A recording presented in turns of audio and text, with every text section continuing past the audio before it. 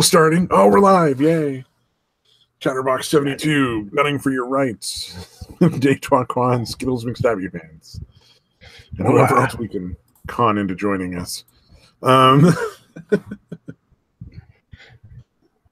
see. So yeah, there's some interesting stuff to go over today, I think. Yeah, let's do it. Trump has his statement about the because he's kind of responding to the Park City thing. So there's a couple things that I thought were kind of funny. One of the things Trump said was damn it. I'm back to the good old days of forgetting to fucking mute things. Oh no, dude, don't worry about it. It's gonna happen sooner or later. I forgot to fucking retweet the tweet. Not that like it matters because I don't really have a following, but yeah, it helps to think you do. What the hell? Yeah, you never know who tunes in. So we get 4 or 5 people sometimes. Yeah. Oh, somebody's trying to. I'm not sure what they're trying to say to me on Twitter about that homeless thing. But let's get into the stuff with Trump. So, in regards to the Parkland shooting in Florida, the first thing he said that I thought was kind of funny, but like I understand where people are coming from when they say it, is that he thinks he would have run in and done something with her without a gun. And I'm like, right. I think a lot of people want to believe that, but like Trump is in his 70s. Like, let's not pretend that that's going to be anything other than get shot.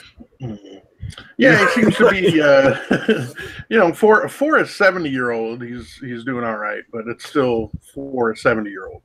I still wouldn't want to take a swing. He might be able to get a crack shot in if you're not quick enough, you're not paying attention, you underestimate him. But he's still in his 70s. It's not action hero fucking age, man. I'm 37, and I don't think I'm really at the action hero age anymore. I think that's a 20-year-old game right there. All right. You want to jump through the window and do a barrel roll on the ground or whatever it's called, do a roll or something, and then come up with your guns blazing to take out the school shooter. That's a young man's game. Yeah. Wishful thinking on his part, dude. Well, but I understand where people are coming from. It's such a horrible situation, and it really does seem like the people who should have handled it didn't do anything. Over and over and over, and then including during the shooting, didn't do anything. And so it's like just so many fucking problems, and not one of them seems to be. There doesn't seem there's going to be anybody held responsible for that. Yeah, no, it's bizarre. Have you heard the? I didn't really look into this, so I don't know if this is actually true. But I heard that there was a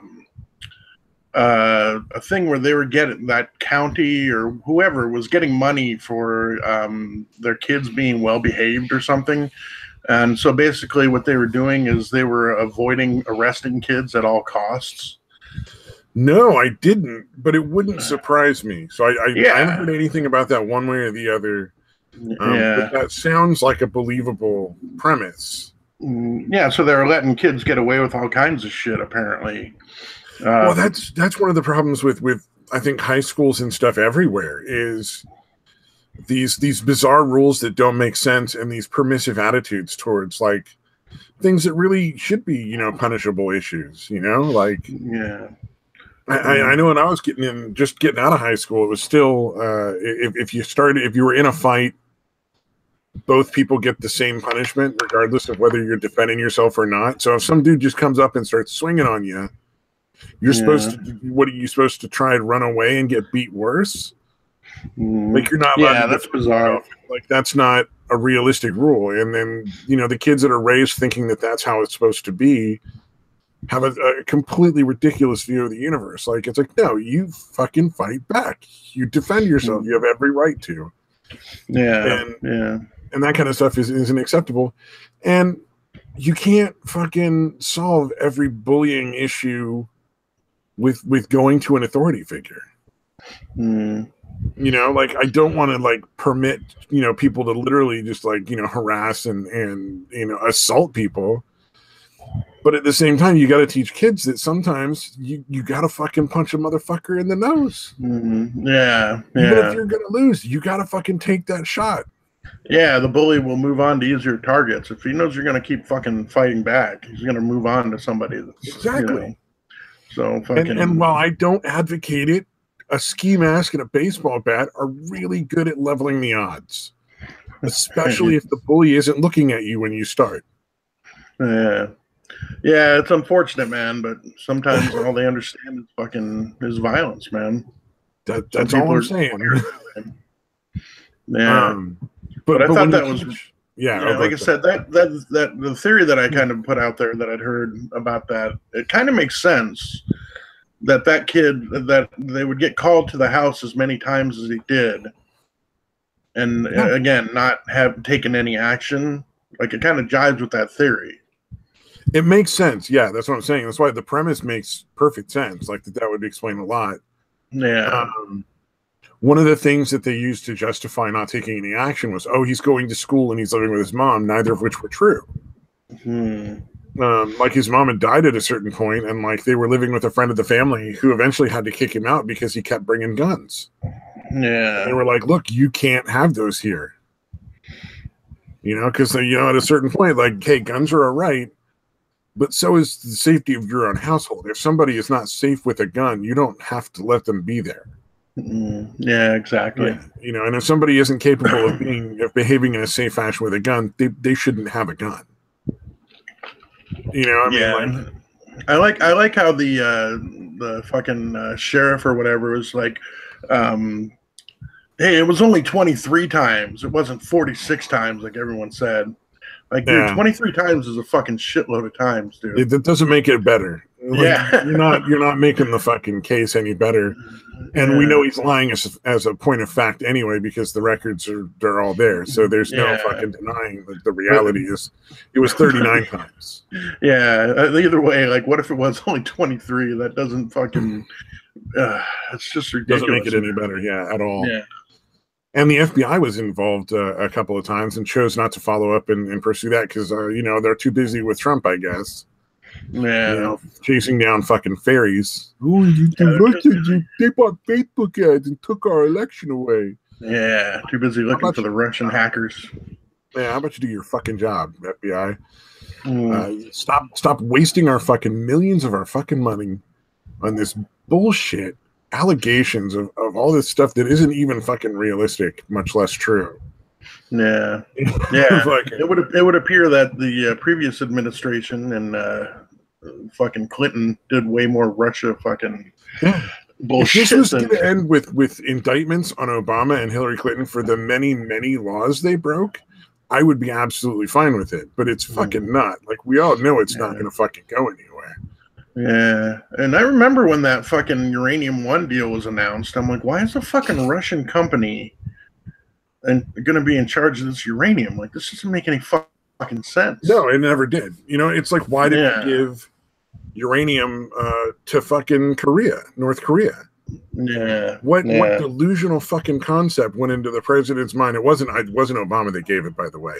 No, it was Clinton. Yeah, it was Clinton. Yeah. But, like, what fucking delusional part of their fucking brain thought, oh, look, crazy dictator, let's give him the tools to make nuclear weapons. Right. Yeah, I'm sure he'll use it to make power plants. And that's not to say that they wouldn't have gotten it some other way through some other means, because it's entirely possible they would have, probably through China. But still, shouldn't let them be responsible for that shit. Fucking hang Bill Clinton from the highest tree? Like, this motherfucker gave nuclear material that was necessary to make nuclear weapons to a fucking lunatic. Yeah. Yeah, it doesn't make any fucking sense, man. And there was no reason to do it. We didn't need to. Yeah. Yeah, that's what I'm wondering. Like, did he fucking take some kickbacks for that? Oh, absolutely. There's no doubt in my mind that dude took a bunch of fucking money out of the table. That dude took money from everybody. Yeah, I can't imagine. That's probably in the fucking billions. How much money those motherfuckers he came in on a high economy and rode it as close to the ground as he possibly could. And then fucking Bush came in after and just fucked it even worse. Yeah. our economy was booming when Clinton took office, and it would have kept going had he not made all the changes to destroy it that he could. And Bush come in to follow up and do even more. Or Bush Jr., to be clear. I never liked Bush, but I'm ashamed to admit I kind of bought into the Clinton bullshit. Well, I think a lot of people liked him just for the getting his dick sucked part. That was pretty gangster, let's admit. Right. But now Monica Lewinsky, have you seen her come out with her fucking... Yeah, she's trying to fucking claim, like, oh, it was forced. It's 20 years too late, bitch. Nobody cares. Yeah. Yeah, it's ridiculous. She's like, nobody's talked about me in like 10 years, so I got to do something. Well, and then, because of her stuff and her claims that it was all completely consensual, he basically got away with raping a bunch of other chicks. You know what I mean? Because her thing was so big, it just overshadowed any other scandal. And these other women who probably were raped, they are very, I would say, very it seems pretty likely. Yeah, it seems very likely. Obviously, it's only alleged. We can't say it's, it did happen, but their accusations seem to hold a lot more water than a lot of the accusations we've heard. Yeah, I don't know, man. A lot of degeneracy going on in that fucking family, dude. Oh yeah, well, and it's gonna keep going. Like, little Miss what's her fucking name? Chelsea Clinton is probably going to start running in for politics and shit, because apparently politics is a family business. That's not fucking creepy. Yeah. Like, we had a fucking war to stop that kind of shit, and then it just kept going. No, it's amazing how many people manage to get up into these positions without ever having really done anything. Yeah, or have any skills or really be worth our time. Hillary really didn't do much other than being married to Bill. I remember when she was in the Senate and she got elected for whatever, because her name, whatever.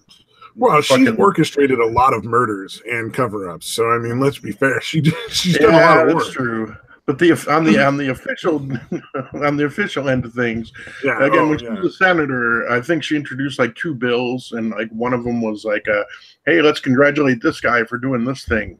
Like it was stupid shit like that. She did nothing, dude. And she gets elevated to fucking, after she loses to Barack, and then she gets elevated to Secretary of State and fucks that up. You know what I mean? Like, uses that to fucking, again, build up the fucking Clinton Foundation bullshit. And Chelsea, I don't know what the fuck she's done with her life, but other than, again, be fucking the Clinton's daughter.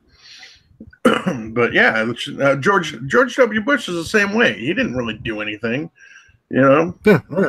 apparently lost a shitload of money to his fucking dad's oil buddies, before becoming governor of Texas, before any of that, dude. And then somehow he becomes fucking president, dude. Governor and then president, dude. Yeah. Oh no, it's Trump is a break in. Literally a break-in in buying the election. Right. There's so many people who essentially just bought the election with, mommy or daddy's name or mommy or daddy's money. In so many cases over the last, 20 years, it's like, it's ridiculous. And then not to get too far off, but because we were talking about the shooting and stuff. All right. Sorry. No. I like that we went down there. I'm just trying to pull it back before we start going into like retread territory. We've said all this stuff before, and it's easy to get back into that whole thing. This is true.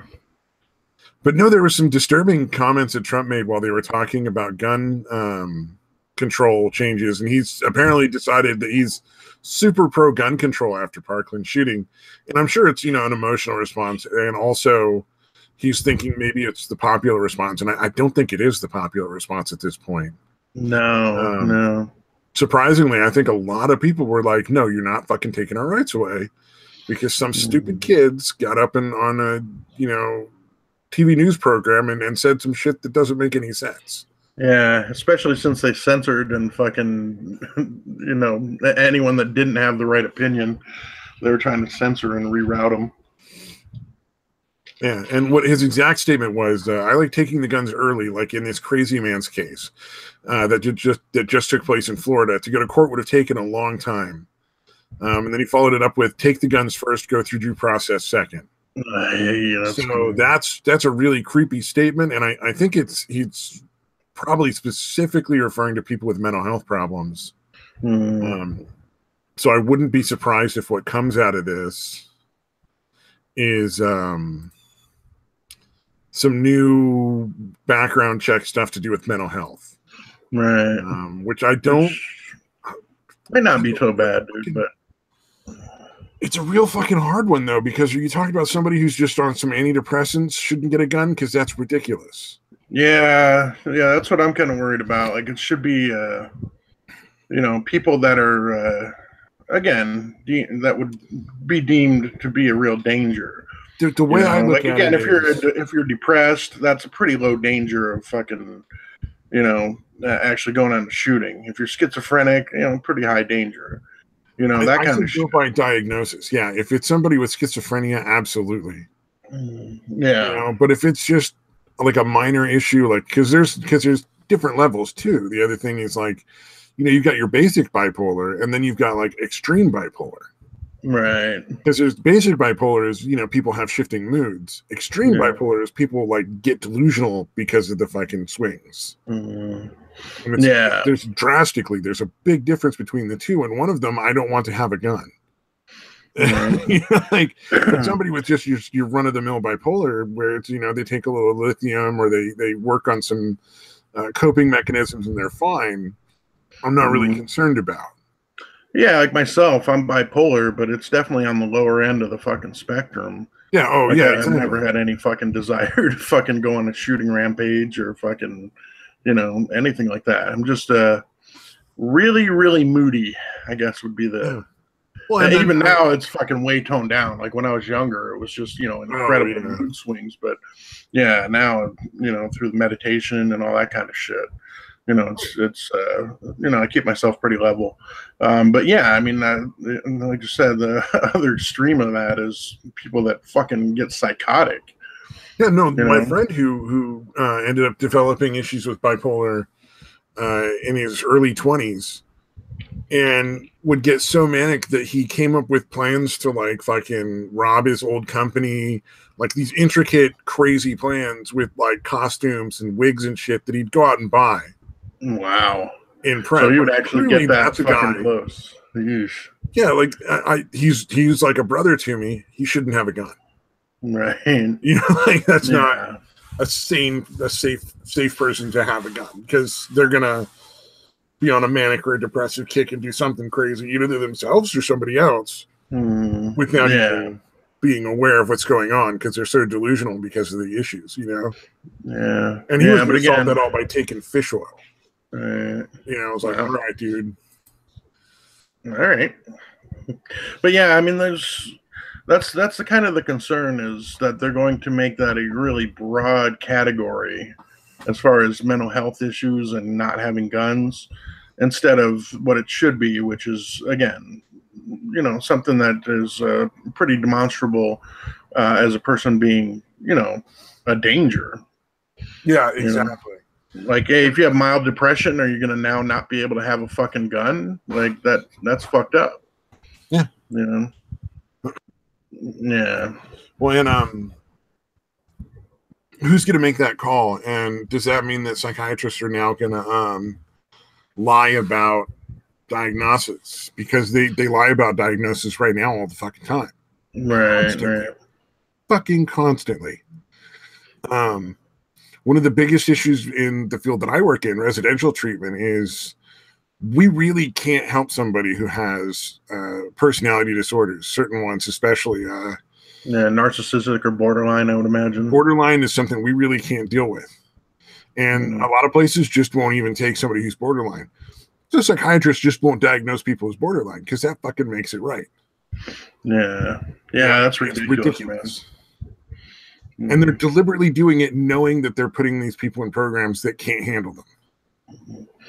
Yeah. It's ridiculous. Like, I don't understand the thought process. Like, they mustn't realize that you're going to put them in a program that is going to not help them at all, or marginally. They're just going to get failed out. They're just going to get kicked out of the program within at most 2 months, usually 40 days.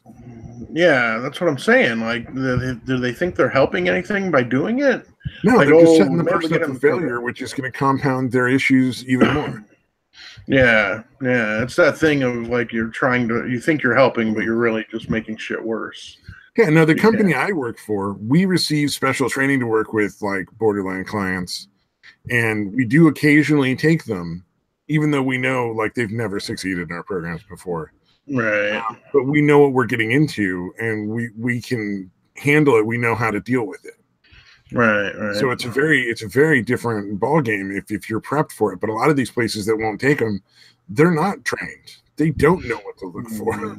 Although I'm sure by now, after a year or two, in that field, they probably all know what to look for just so that they know who to kick out. But yeah, I mean, it just becomes a name for it. Yeah, it just becomes like a game, essentially.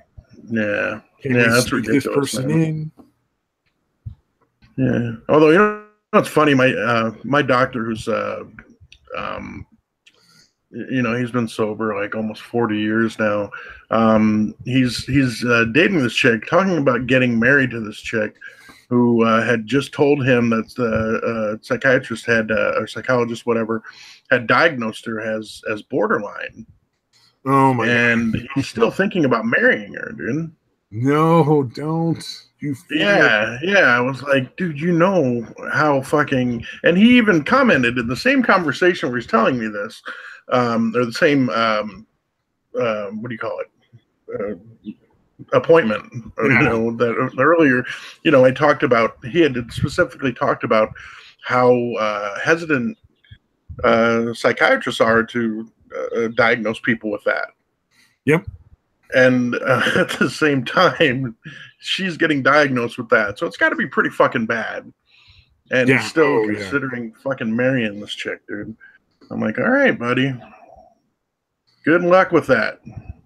Oh, dude, probably the fact that he's 70 and she's 40.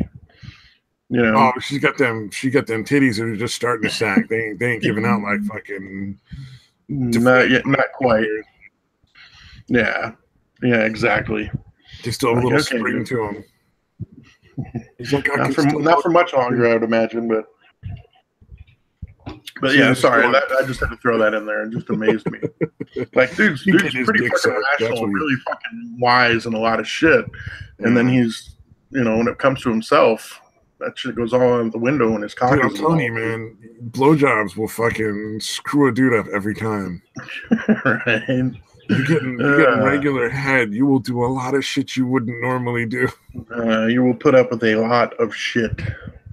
Oh man, especially if she's really good at it. God damn it. Anyway. Yeah, oh man. Oh, before I go too far, this one was fucking hilarious. I'm pretty sure it's true too, even though it's Breitbart. Mm-hmm. So David Hogg vows not to return to school until lawmakers pass gun control. Okay. And my thought was, so you're going to make him even dumber? Okay. Yeah, who cares, man? Nobody gives a fuck. Yeah, he's a little fucking opportunistic shit, dude. From what I've seen. His daddy's in the FBI, way up high. Definitely, and he's one of the people that's actively been found out to be working against the president. And his mom is a big corporate person. And it's pretty clear that he may or may not have gone to Parkland. There's a lot of conspiracy theories that I'm not sure if he even was a student in that high school or if it's just all fucking. I don't know. Why would he be? You tell me his fucking dad's an FBI agent, his mom's pretty high up in corporate, and he's not going to a private school? Yeah, that's what I'm talking about. There's a lot of stuff that doesn't add up with this dude, and probably it's just conspiracy theory bullshit. But it's fun to fucking think about. Yeah, that one would not surprise me, dude. Because it does seem like that kid would be one that would be almost certainly attending private school somewhere. Yeah. Oh yeah. Exactly. It doesn't make sense that he's not in the like some rich kid's private school. No.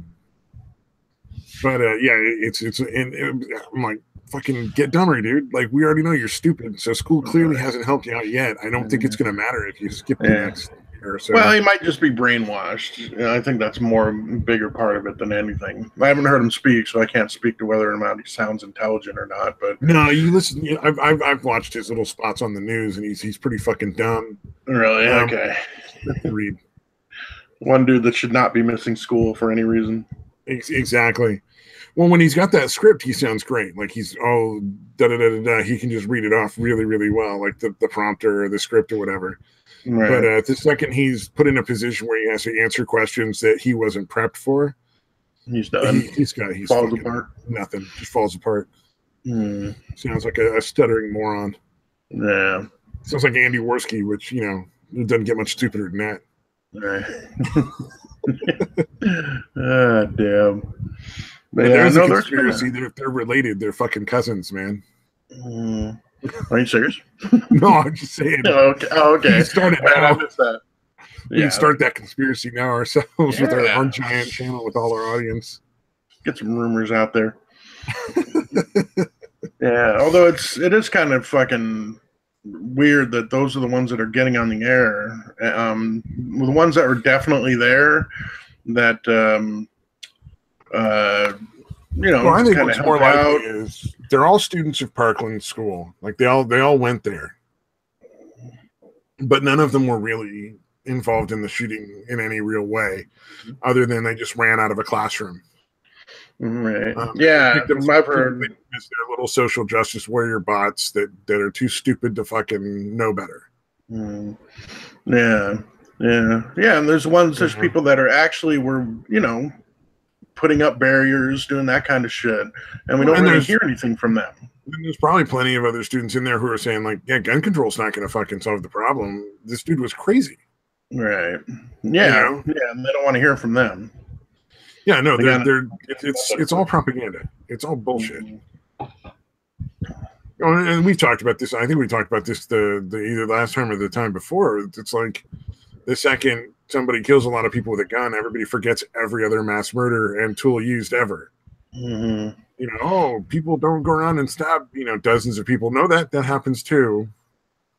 Or they blow them up, or they light them on fire after chaining a building closed, or the federal building in fucking Oklahoma City. Bombs, all that kind of stuff. A pressure cooker.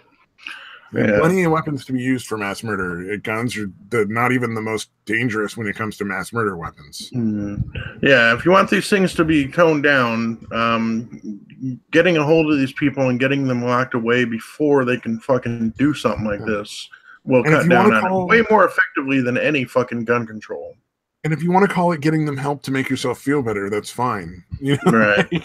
Either way, they need to be locked up in institutions. And we need more institutions because there's a lot of people that just shouldn't be out on the street. Yeah. And that's the thing that nobody wants to, not nobody, but hardly anybody wants to acknowledge that fact. Like, dude, some people should be locked away, whether it's prison or a fucking institution. There's just some people that shouldn't be walking the streets because there's a good chance that they're going to do something like this. Well, everybody wants to feel bad for... One of the things that gets me is how many people are like, oh, the poor homeless people. And I'm like, so many of them make the choice to be there. Like, the vast majority. There are genuinely people who are homeless who are just down on their luck and they're fucked over. But those people don't usually stay on the streets for long.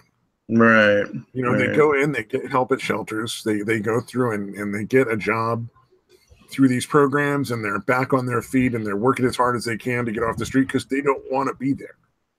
But a lot of these people choose it because then they don't have to take their meds and they can just be crazy and hurt whoever they want. Or they want to go out and commit crimes. They don't want to actually work. There's a lot of people like that, and the majority of the homeless population has no interest in having a house unless it's for free and they get free drugs and money. Right. Yeah. I mean, there's some that are just, again, totally fucked in the head, that are there that should be probably locked up too. But I see it all the time when I'm driving around in my city, and my city's not even that big, but just people just fucking yelling at nothing and swinging on fucking imaginary people. You know, I mean, it's like you call the police and you ask for a welfare check, but you know, who knows if the police are even going to respond? Right. Because that's, you know, we're, you know, actually, California. So who, you know, why these people have rights? They don't, you know, they have rights until they actually kill somebody. Then it's, you know, put them in a mental institution for a year or two until people have forgotten about it and let them back out, because you know, we don't want to violate their rights. Dude, there was actually when my first job, I worked at this restaurant, and there was this homeless guy that would come. Like I found out later, like he had family and shit. Like he could have fucking gone somewhere, but he just chooses to fucking be homeless, like you said. That they would give him money and shit occasionally or whatever. So like sometimes he would come to the place to eat, and he would sit at the table, and he would literally be talking like he was talking like three different people at the table. And a dude I work with, he actually dared me to ask him who he was talking to. And I was young and stupid, not understanding how dangerous this fucking question was. But yeah, I literally like leaned out the window. I'm like, "Sir, excuse me, sir." Like he's talking away, "Sir." He's like, "Yeah, yeah." Like, "Who are you talking to?" And he's just like, "Oh, just some people." And then he goes back to it, and he's like, "Don't worry, I'm crazy." And he fucking goes back to it, dude. I was like, Jesus Christ. Like, that's a fucked up thing to do, but again, I was like 16 or 17, just a fucking asshole. Oh, plus, yeah. I got $5 for it, I guess. You got $5. Yeah, no, a lot of sometimes, like if you're asking politely, you know, they'll either tell you or not, and it's not a big deal. It's when you're like, there's nobody there, you need to stop. That's when you challenge the delusions. That's when it can get dangerous. Yeah. If you don't do it in like the right kind of, you know, situation, which is in a lot of cases is like locked facilities. Right. Yeah. But that was crazy. I always wondered, like, is that dude serious or is it a fucking put on? No, they're dead serious at times. It's like it comes and goes. So like it's not usually it's not like 24/7, you know, verbal or vocal or no audio and visual hallucinations are really not usually 24/7. It's only usually during certain periods of time, like during the day. You know, like a lot of people, it gets worse at night. So, you know, most of the time in mental health places, you'll find that the heaviest dose of medications for everybody is at night to kind of just put them to sleep so that they're sleeping through that period of time. Yeah. A huge fucking helping of Seroquel. Oh, the Seroquel's nothing, dude. No shit. There's way more heavy medications that people are getting than Seroquel. Seroquel ain't shit. Damn, like, dude, I cannot imagine anything stronger than fucking Seroquel, dude. That blows my mind. It'd be like taking a fucking Tylenol PM, dude, compared to some of the meds that they're taking. That's almost fucking anesthesia at that fucking point. Then Trazodone is one of the ones that's real heavy duty. Oh shit, I've taken that before. Yeah, actually, dude, in my fucking in my rehab when I hadn't slept for like a week and a half or whatever. When I was sleep on it. Yeah, well, they wouldn't give it to me, and they didn't want to give me anything. They're like, "Hey, just drink some of this sleepy time tea." I'm like, "Are you fucking kidding me, dude? Like, I'm detoxing from opiates, and you think a little fucking tea is gonna help me fucking sleep?" Oh god, like that's fucking insulting, dude. But finally, another dude that actually had that prescribed ends up cheeking it or whatever he did, fucking sneaking one to me, so I could fucking take it and actually get some fucking sleep. Yeah, I was fucking losing it, dude. Literally a week and a half, dude. Where when you take that Trazodone, it's lights out, man. I was sitting there, and then all of a sudden, I'm like, oh shit, you know, that fucking hit me, dude. And I barely made it back to my fucking room because I was sitting in like the lobby or whatever, watching TV at the main little building there. Yeah. And yeah, I barely made it back to my fucking room and back to my fucking bed, man. And there's a lot of Thorazine derivatives that people take.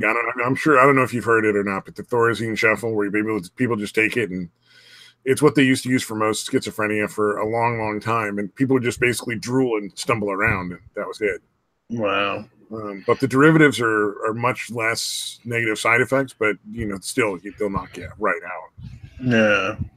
No, like I said, I remember what the Seroquel did to me at the first rehab, and it wasn't even that much, apparently. Yeah, Like it had me at 100 and 150 at one point, and yeah, I hate retelling stories. I know I've retold, but yeah, I literally like one night I fucking got up and walked like past the bathroom into the fucking kitchen and ended up pissing in the sink for some reason. Like, you know what I mean? The bathroom's literally right next to my room. And I walked past that and I was like, dude, you guys got to get my dosage down. This is too much, man. And I went down to 100. Even 100 was too much. I had to go down to like 50, and that was still kind of kicking my ass. Yeah. Oh, yeah. And then I heard like people taking like 400 at a time. Yeah. Yeah, there was a chick in there that was like on like 500 milligrams. I'm like, how the fuck are you even functioning? Psychosis. Yeah. Yeah. I mean, I was watching this video, and in Southern California, this guy's driving down the road, and it looks like Mexico. There's like tents along the fucking sidewalk. People are just wandering in and out of the street. It was insane. It looked like a fucking third world shithole country. But it's only in the poor areas in Orange County that are like that. Oh, wow. They keep them out of the rich areas. You know, like Disneyland area, they took out all the benches, you know, the bus benches, because almost people were sleeping there and they didn't want to see it in there. Right. To be bothered. You know, in the rich neighborhoods, keep them out because they can hire like private security to, you know, handle all the shit. But they had them living out on some of the riverbanks down there and some of the rivers, like the Santa Ana River. And, you know, they're like, oh, we got to get rid of these guys, the health issues, because people, you know, just go out and shit and piss in the river all the time. That's how that works. Right. And they found, you know, thousands of stolen bikes and, you know, made hundreds of arrests of people that were just committing all sorts of crimes living on that fucking riverbank. You know, one industrious hobo had made a fucking bunker. And who knows how unstable that was? You know, like, is that going to just, you know, turn into a big sinkhole that a bunch of people end up getting hurt in because they were walking by if it didn't get, you know, found? Right. That's fucking crazy. Insane, dude. And then, like, a little Hooverville, huh? Essentially, yeah. Well, it's basically. Is that what it's called? Is that from Grapes of Wrath, right? Yeah, Hooverville. Okay, all right. I couldn't remember if Hoover really fucked the economy, I think, or he was dealing with a really fucked economy. I think he was dealing with the effects of a lot of people making a lot of bad decisions prior to him that created the Dust Bowl. Right. But essentially, it was essentially Hooverville because, you know, we got all these sanctuary cities that are bringing all these people in, and we're, you know, giving all the money away to people that, you know, are fucking over the rest of the government. Like, you know, because I'm sure most of the money that the state takes goes to, like, the governor's friends. Right. Like, I have no doubt in my mind, because the amount of money that California gets in taxes is fucking astonishing. And compared to none of it goes to anything that people need. So it's all going to fucking private hands, I'm pretty sure. Yeah, but, there's always a lot of fucking waste, dude. Well, I think a lot of it is just flat out being, you know, awarded to, you know, like the city I live in, they're doing a road, and they're going to make it from 2 lanes to 4 lanes for, like, I don't know, a few miles, not a very long stretch out of this road. And it's taken them like 2 years now. It's just never going to get done. Like, they've had the road spread out for almost a year to the point where it's wide enough. Right. The sidewalks are in on both sides. They're just still doing work, but it doesn't seem to be like nothing seems to be being accomplished. Yeah. So it's something that should have been done within like maybe a few months, 6 months tops, and it's still exactly. Yeah. And it's being milked, and I'm sure that's all money going from, you know, the whatever the funds that the city gets from the state, you know, is just being milked into somebody's pockets that, you know, made a lot of money off their friend in city council somehow. Yeah. Like they're changing our garbage company again to get another company that's going to raise the rates. So we're getting rid of the place that doesn't cost us as much to get another place that costs more. Wow. And there's no real benefit for us out of it, you know? Wow. So who's in charge of that? The city's in charge of? Yeah, city's in charge of that. And apparently we don't get a vote, which is unfortunately. I'd like to see that be given a vote. Yeah. Or at least, that's insane, dude. Yeah, oh yeah. Well, I mean, look at the drought, like not last year, but the year before, during the summer, there was drought and they had to ration water, and they just rationed it to all the farmers. So, like, all these areas that don't normally have a ton of money are now even more fucked because they're rural areas and apparently they don't matter. Yeah. You know, ration it to the fucking cities and farms equally. Like, that's what I say. You ration it to the whole state equally so that nobody's really, you know, having to do too extreme of a rationing. Right. You know what I mean? Like, that's not so much to ask. Yeah. Dude, I can't imagine how fucked Arizona would be if we didn't have rights to the fucking Colorado River. Yeah. Yeah, oh yeah. Absolutely, man. I mean, but the people that grow the food are the ones you want to fuck over when it comes to, like, drought. Yeah, that's ridiculous, dude. I'm sure that there's ways they can cut back, and it's reasonable to expect them to. But shouldn't everyone else have to as well? You know, like... Yeah, like, do you really need the fucking the mansion, the fountain at some fucking mansion wasting water or whatever? Yeah, you know, exactly. like that's the shit that fucking blows my mind, is shit that's wasted on making sure somebody's lawn is super green at their fucking and mansion. City Hall's grass is always green. Yeah. You know, it's not like they're not watering every night.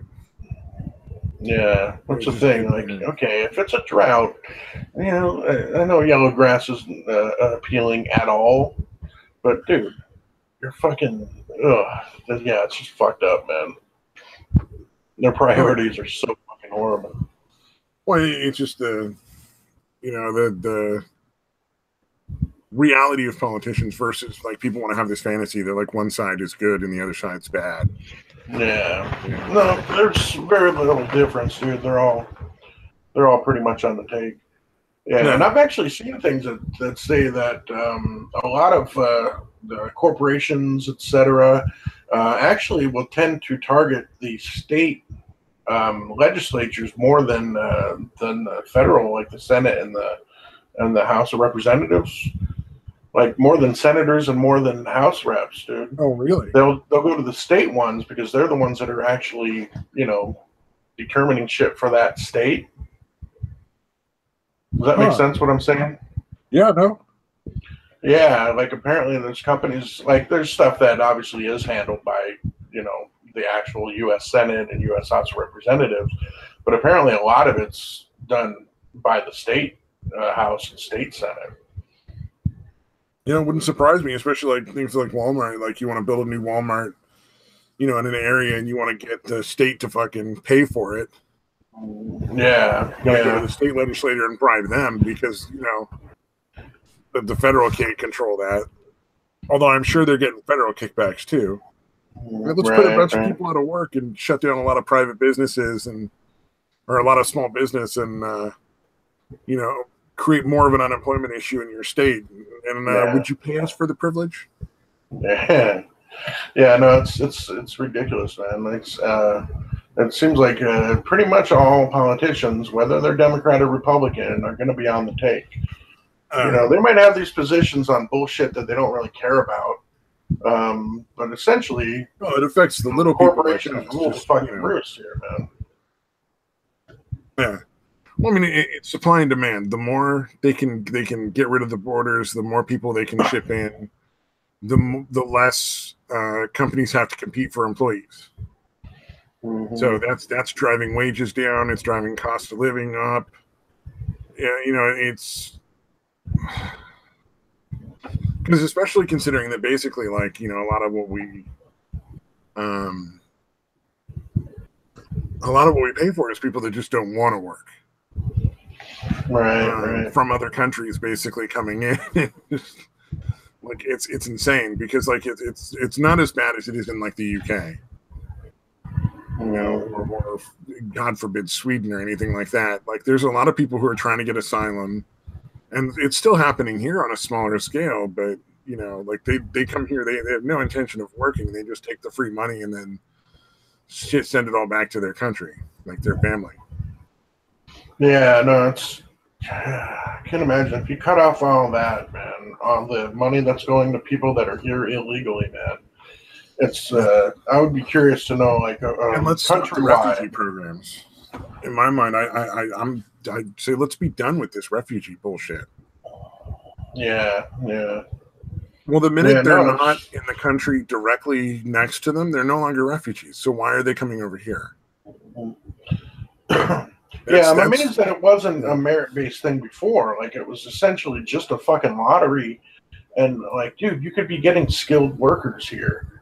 And you're just doing it out of, like, picking names out of a fucking hat, dude. That is insane to me. Like, oh, and we need a certain amount from this country, and this country, and this country.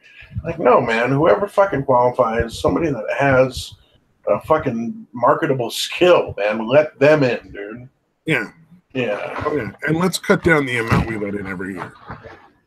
Yeah. Like, that could be at least a fourth of what we're bringing in now. Should be cut down to at least that small amount. I think 50,000 a year would be more than enough. Yeah. I think that's way less than a fourth, by the way.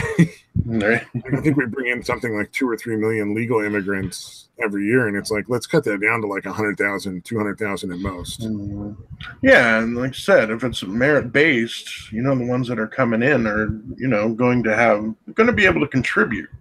Yeah. And they're not likely to be the type, like that would indicate that they've done something in their country to better themselves. So they're probably not the type that's going to sit on their ass and just collect a fucking check. Yeah, when they're probably going to speak English, they're probably going to assimilate to the culture. Right. Because there won't be as many people coming in to flood out and create these little, pockets of third world country culture that we're letting it, fucking grow in our midst. Mm-hmm. And I'm sure a lot of people are like, "Oh my God, that's horrible." If anybody's listening, ever in the future, no, it's not. But no, I think our culture is vastly superior. Like, work for what you want, work hard, and you'll succeed. Get the success is, a direct relation to how much of effort you put in. I mean, that's a reasonable thing to expect. Mm-hmm. Yep. Yeah, no, this, I don't know. I guess they claim it's not fair if you're letting in people that actually have skills instead of fucking just any random person. But okay, that's not fair. For whatever reason, dude. I'd say I don't see it as unfair, dude. I think it's unfair, honestly, the other way. Like, if you got people that want in that aren't getting in because they weren't fortunate enough to have their number called, that actually have, again, marketable skills. Yeah, that's unfair. That's unfair to me, dude. But letting people stay, keeping people from leaving their country to come to ours that they've already screwed up so that they can't screw ours up as well. Mm-hmm. I don't see that as an unfair thing. It's like, look, man, Mexico's a shithole because Mexican people don't do what it takes to make it better. And that's, I don't have anything against Mexicans in general. Like, a good portion of my family is Mexican, but and there's nothing wrong with people that a lot of the people that are actually coming over here legally, like getting jobs and making their lives better.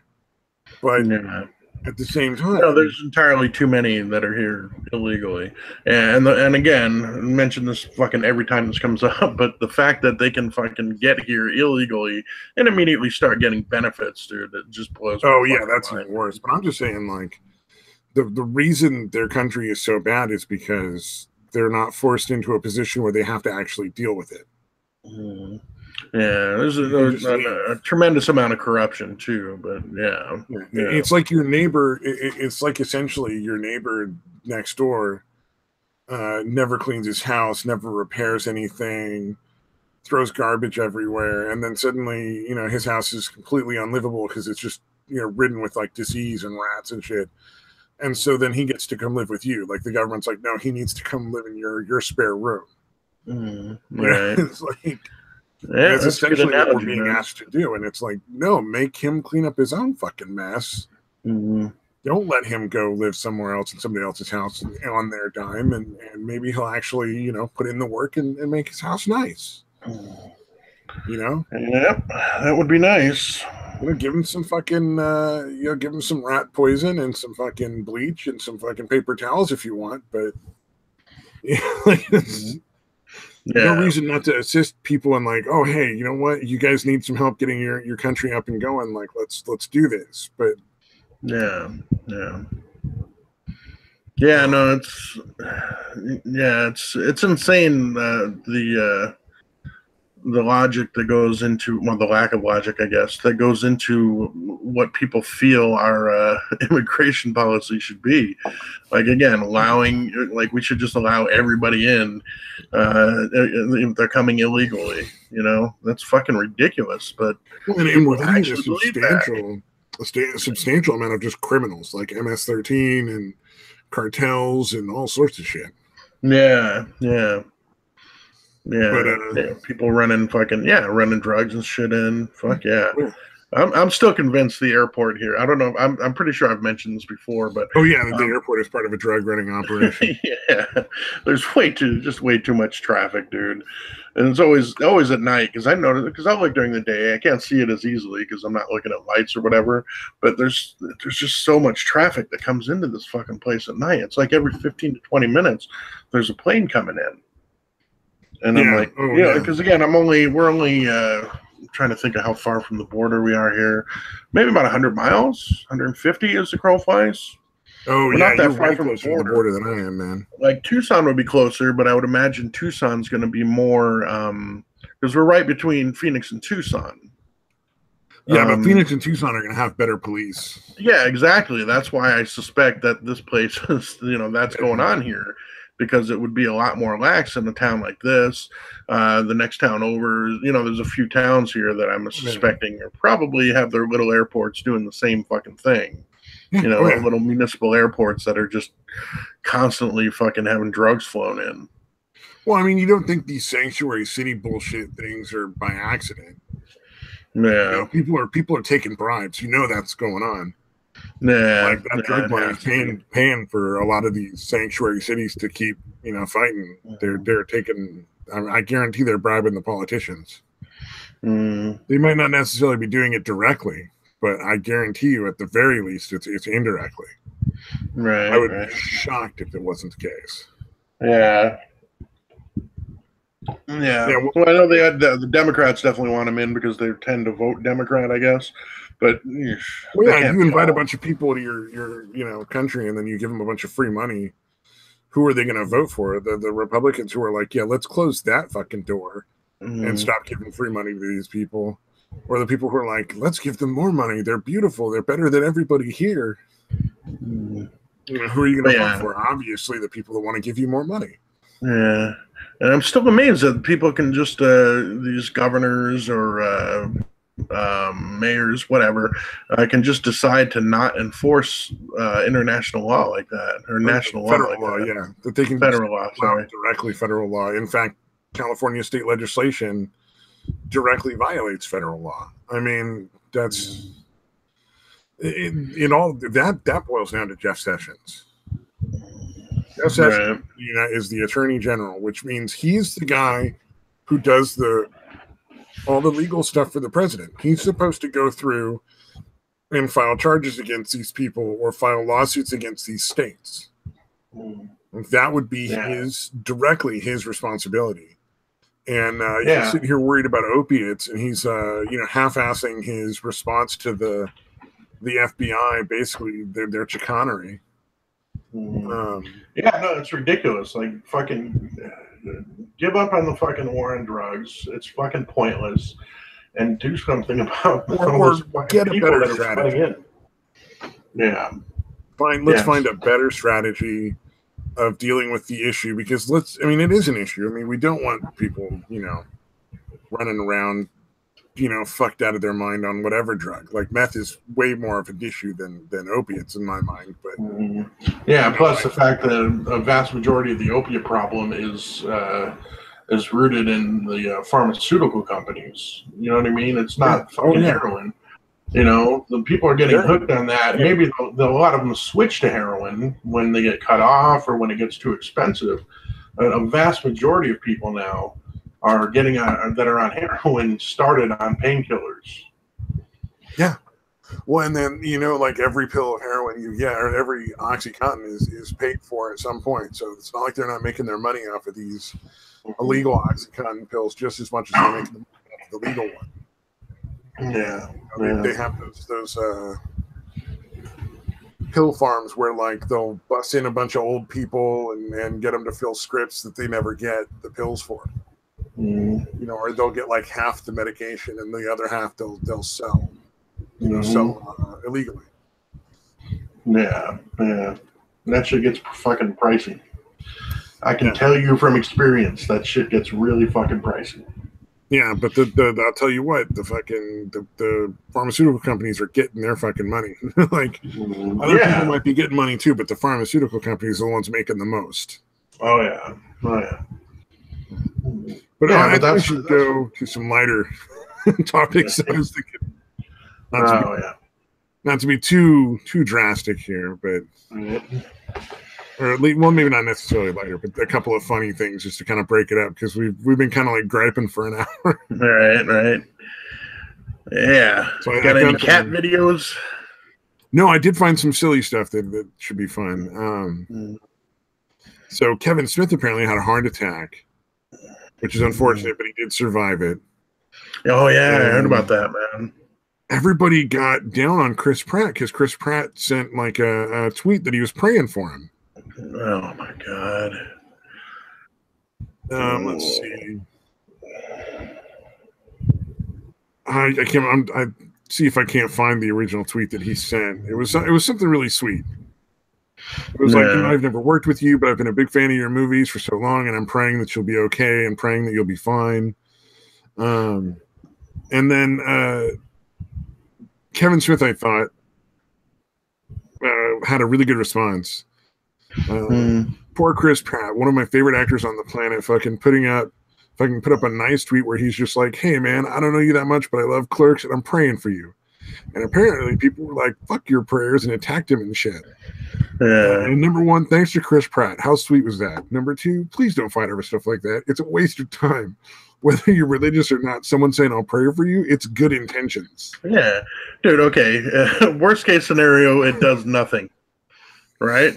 Yeah. If he prays for him, okay, prayer, it might work, but again, it not working is, again, just zero. You know what I mean? Yeah. It's not like it can have some negative impact. Well, and Kevin Smith's a Christian. Do they not fucking know that? Yeah, I guess not. I guess they saw Dogma and they figure he's not, dude. Dogma was like him addressing a lot of issues that he has with like the Bible and the stuff in it. He doesn't necessarily believe everything, but he's right. At church. His child was christened. I mean, he's a practicing Catholic. Yeah. It's so that makes it even funnier if you think about it, because like here's this dude who is a Christian getting, had a heart attack, and then somebody else who's also a Christian was like, hey, I'm praying for you, man. And everybody was like, fuck you. Yeah, everyone else is losing their shit over it, dude. That's amazing to me, dude. Like, why? Yeah, why are you going to be that fucking... That's why, a lot of atheists, man, are really... They're, like, not quite vegan annoying, but they can be pretty fucking close, dude. Well, it's why I'm agnostic, if I'm being honest, man. Yeah, it's not that I think that Christianity or any of the organized religions are right. I mean, who knows, man? There could be something out there. I'm not claiming to have a fucking... Yeah, and that's the thing. Even at my most militant, atheistic, younger self, like, I would never fucking bag on somebody for saying I'll pray for you, dude. Like, I would at no point in my life I would be like, you're wasting your time. Like, that would be about the worst I would say. I wouldn't be fucking angry at anybody for saying I'll pray for you. That's fucking ridiculous. I would just say thank you. Yeah. I mean, I make a joke about that the sales call I always get where they're trying to fucking get you to buy prayers.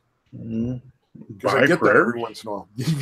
I thought I'd said something about that on the show. Maybe I haven't. You may have. It sounds kind of familiar. Every once in a while, I get this fucking like, the automated calls where they're trying to sell you shit. Right. And it's like, are you in need of prayer? We have prayer experts on the phone 24 hours a day that can help pray for you and pray for whatever else. I've never listened to the whole thing because I'm just like, oh my God, no, click. Actually, I think that may have been one of the things that Justin Roiland did on the H3H3 podcast. I think they're doing some kind of thing. I think he called one of those, like Joel Osteen or somebody. Called it? Yeah, and he was fucking with them, dude. It was hilarious, dude. Oh man, Justin Roiland's just a fucking funny dude, man. I don't watch a lot of the H3H3 stuff, but like that dude is definitely very good. Yeah, I don't watch it much anymore. I used to watch it pretty religiously, dude. But yeah, I don't watch it much anymore. But I caught that. Let me see if I can find it exactly what it was. Yeah, my newest kick is I watch a lot of beekeeping videos. Like I like to learn new stuff. So like I watch like history stuff and I watch like beekeeping and like I watch people talk about like how to farm stuff appropriately. Oh, here it was. Justin Roiland prank calls Joel Osteen's mega church. And it was a lady, and the bitch that he was talking to was like starting to talk and speak in tongues and shit. It was fucking weird, man.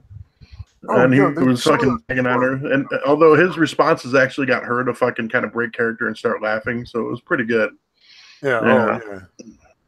Well, and you know what? I'm sure he paid for their time. Right. Yeah.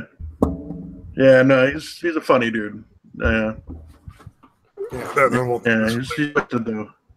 I have a couple more really silly things that I thought I would bring up too, though, because they're just super kind of light.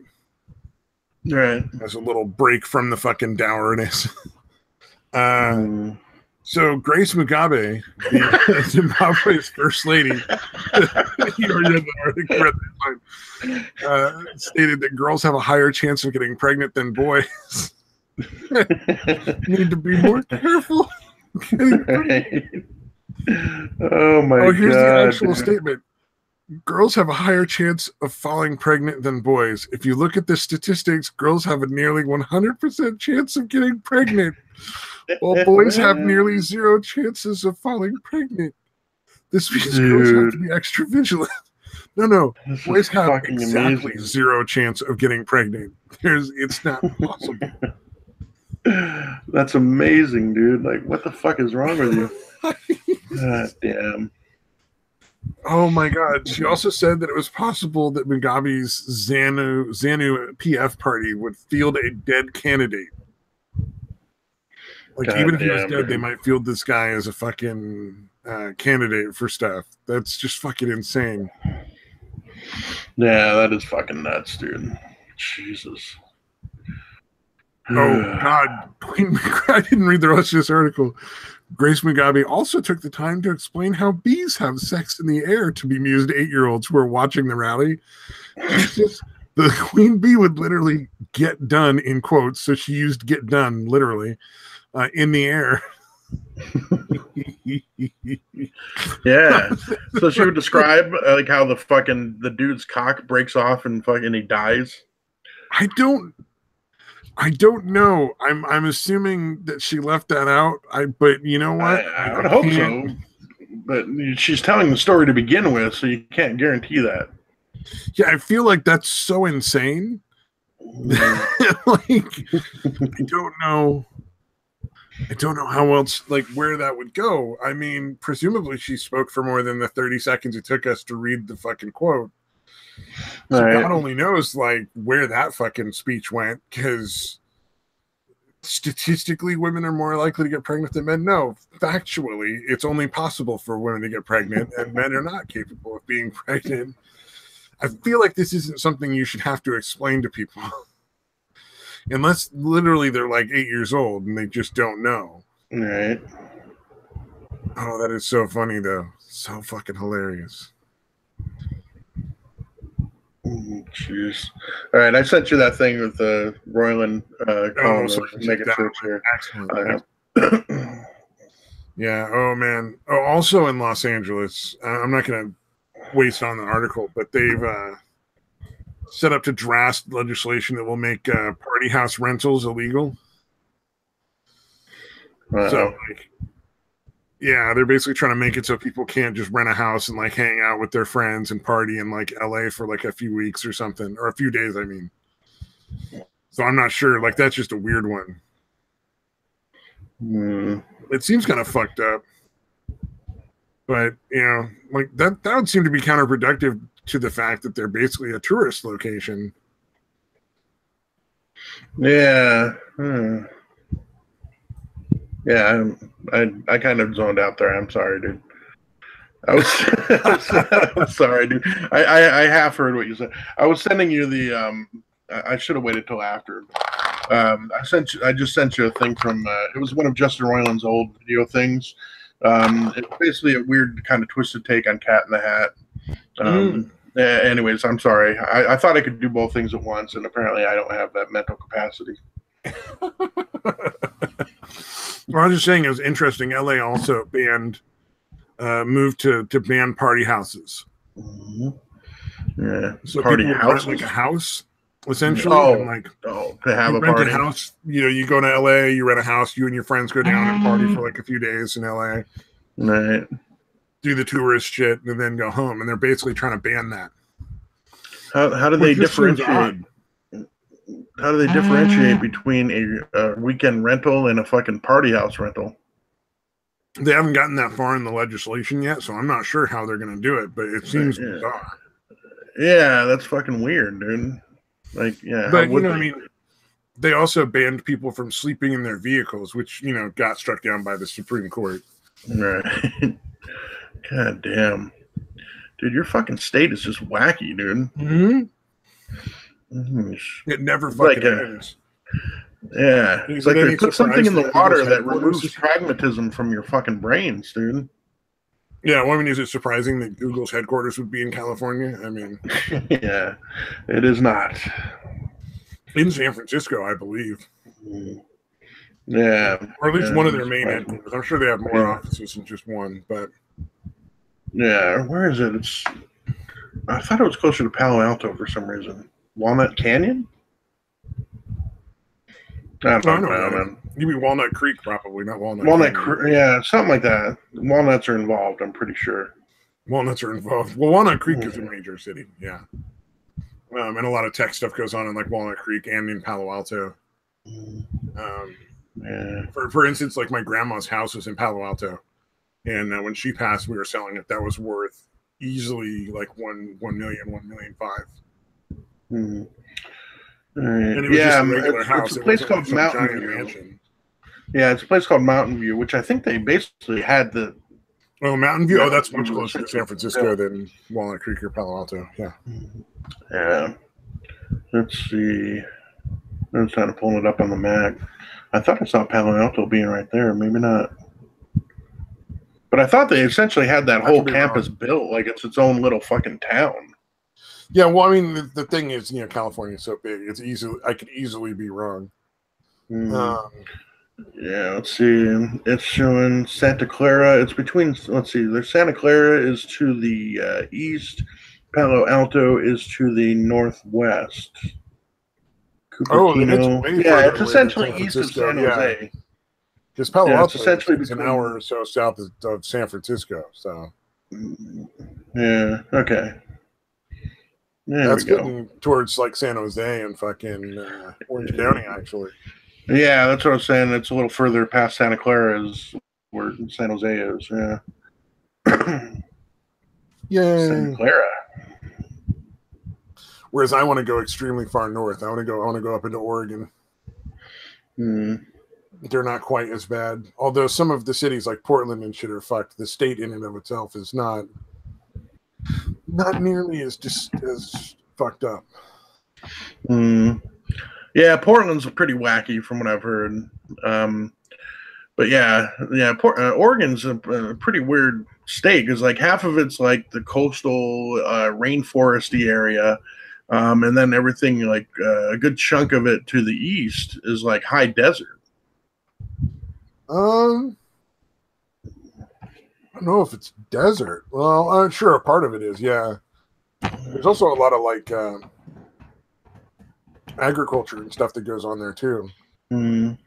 There's a lot of like fertile like farming and ranching and stuff. Mostly ranching more than farming. Yeah. Which is a lot of dairy stuff that goes on in Oregon. Yeah, let's see what it says. High desert, a region of the U.S. state of Oregon located east of the Cascade Range and south of the Blue Mountains in the central and eastern No, I'm parts sure of the there's, state. like I'm saying, I'm sure there's parts of it, yeah, for sure. Yeah. Although I've always wanted to, have you ever heard of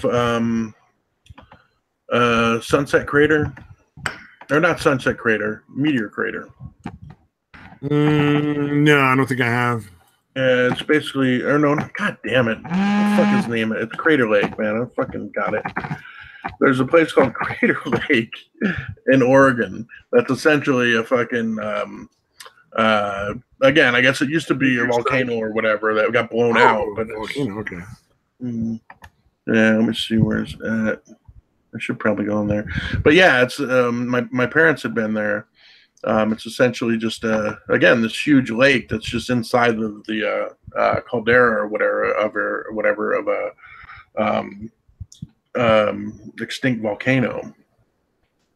Really cool looking place, dude. Like I fucking definitely want to make it there sometime in my lifetime. Yeah, or if I go to Oregon, I'd much rather be somewhere near the coast. I'm a big fan of going out to the beach, but yeah, no, I definitely prefer that too. But I would love to fucking. Can I blow this up?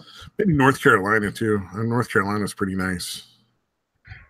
Yeah, we used to go on vacation there when I lived in New York.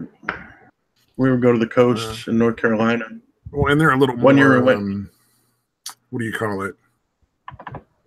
A little more conservative too. Right. Yeah. But yeah, actually, 1 year we actually stayed at right by Kitty Hawk, where the Wright brothers, flew their little plane or whatever. Oh yeah. Yeah, I actually went to that. Dude, that's pretty fucking cool. Yeah, yeah. Although I was only like 7 or 8 years old, so I guess I didn't really appreciate it all that much. But yeah, I've been there at least. I've been there.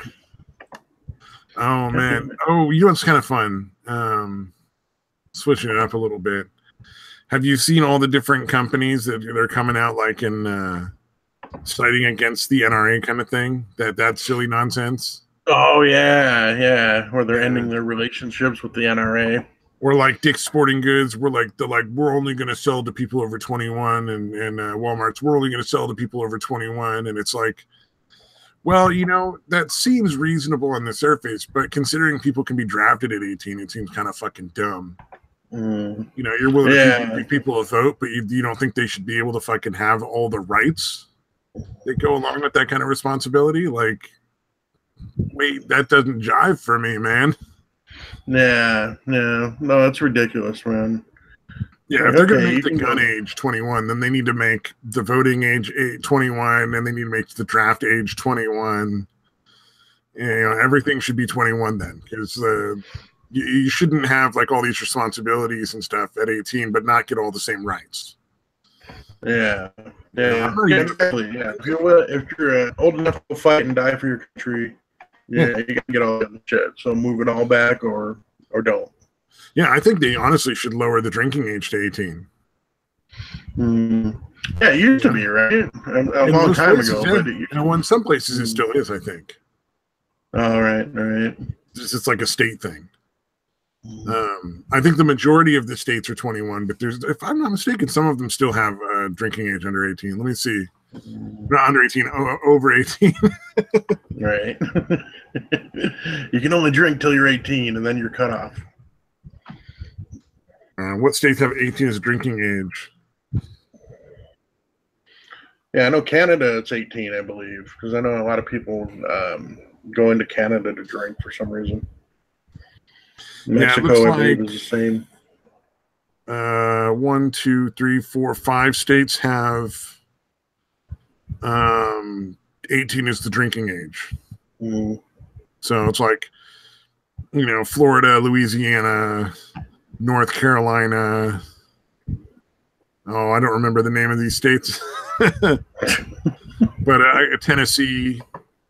Yeah, so there's a few, yeah. Oh, now it's all changing. The hell? I found a bad map. Going back. Drinking age rights laws for all 50 states. Let's see.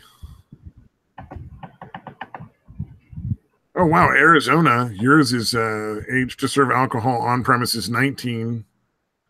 Age to serve alcohol off premise is 16. That's weird. But the BAC limit for under 21 is 0. So say effectively it makes it 21. Yeah. I was gonna say you definitely have to be 21 to drink.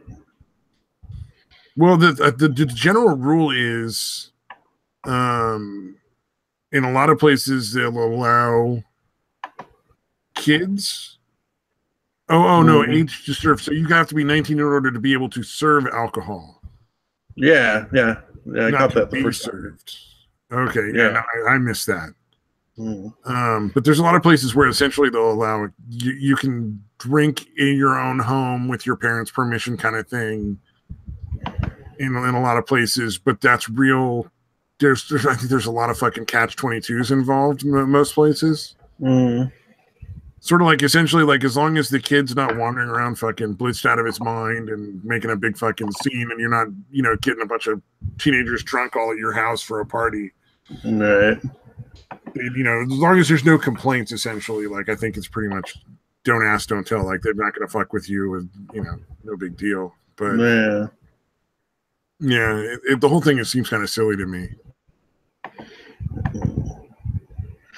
Oh, and then Google removed all the searches for guns, all the shopping search results for guns, even water guns, Guns N' Roses, Berg Gun D. Like literally, like they just went like ridiculous with it. Yeah, it's fucking ridiculous, man.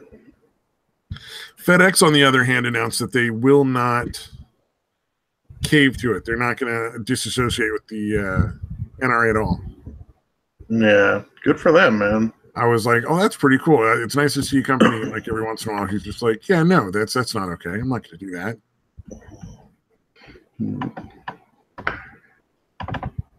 Let's see here. I don't know. What are you looking up, man? I can tell. Oh, I was looking up the pictures of the Cradle Egg for some reason. I was trying to find one that I could do full screen. Because it's a fucking beautiful spot. It's gorgeous. Yeah. You should, dude. Just pull one up, man. Yeah, I'm trying to find one that's full screen that actually shows it, though. I can't find one. Oh, yeah. Like it's all from websites and shit. Well, this might work. Let me see. Okay. I was gonna meander, but if you got something, let's check it out. Hold on. Maybe we can do this really quick. Let me know if that's showing. Is that actually showing? Nope. Still your picture of the dog. Ah, damn it. What the hell did I do? Oh, whoops. I forgot to actually hit share. Hey. All right. Let's try this again. Okay. So there's a shot of it.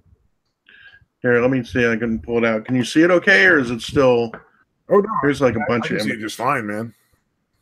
Yeah, like this one up in the corner here gives a pretty good view of it, and then this is like obviously in the winter. What's with all the porn tabs, though? No. That one in the middle kind of shows a good panoramic view. There was one that showed it from the top down. I'm trying to find that one. All right, there we go. This one right here shows like kind of the top down. It's a volcano kind of thing. Yeah. Oh, that's pretty nice. Yeah. So you got to actually climb up to it, or I don't know how you get up to it, but all right. Okay, that was enough, dude. Well, I'm sure there's roads and stuff. Oh shit! Did I turn it off or no? You got to click the little thing on the bottom that says "Stop Sharing." Oh Jesus! Okay, there we go. There we go. I'm tech savvy, dude. It's like, oh no, I'm sure. Have you actually tried playing VR chat yet? No, no, dude. I'm constantly fucking forgetting about it, dude. Oh man, that is a fun one. All right, Last night yeah, I I need to was put a playing it, and reminder there on my was phone. a couple of chicks pretending to make out. It was so lame, but it was so funny at the same time. You know what I mean? Like, because you get these younger kids in there, they're like, 18, 19, 20. That is apparently super hot and funny and amazing. And I'm just like, this fucking, nobody's actually touching anybody. This is just fucking two cartoon characters Were smashing they their doing faces it? together. Like, you can't, there's no like actual animation. Right, right. Were they doing it as a joke, or were they trying to like seriously do it? Yeah, well, I'm sure they were trying to seriously, like, get people Yeah. to like them or something. Right. Like, yeah, that's not hot. It's just, it's hilarious if it's that helps at entertaining. all. It's entertaining. And the other thing is, neither one of the people talked, so odds are it was just two dudes anyway. So you have no idea if that was any of those girls. It was probably just two guys, getting it, having a laugh. It's like the good old days of the chat rooms back on the chat Essentially, yeah. There's a bunch of people that run around that just won't talk. But they have like the VR stuff where they can move their hands and like their legs and stuff, and so they'll give their characters. So the controllers have different buttons, and each button you press when you're playing VR chat can do a different animation of some kind. Oh, right. Like your character can suddenly be holding like a piece of fruit, but they do like expressions on the face. So that they can give you like happy, angry, sad, different basic expressions when you're talking with them, because they don't use voice.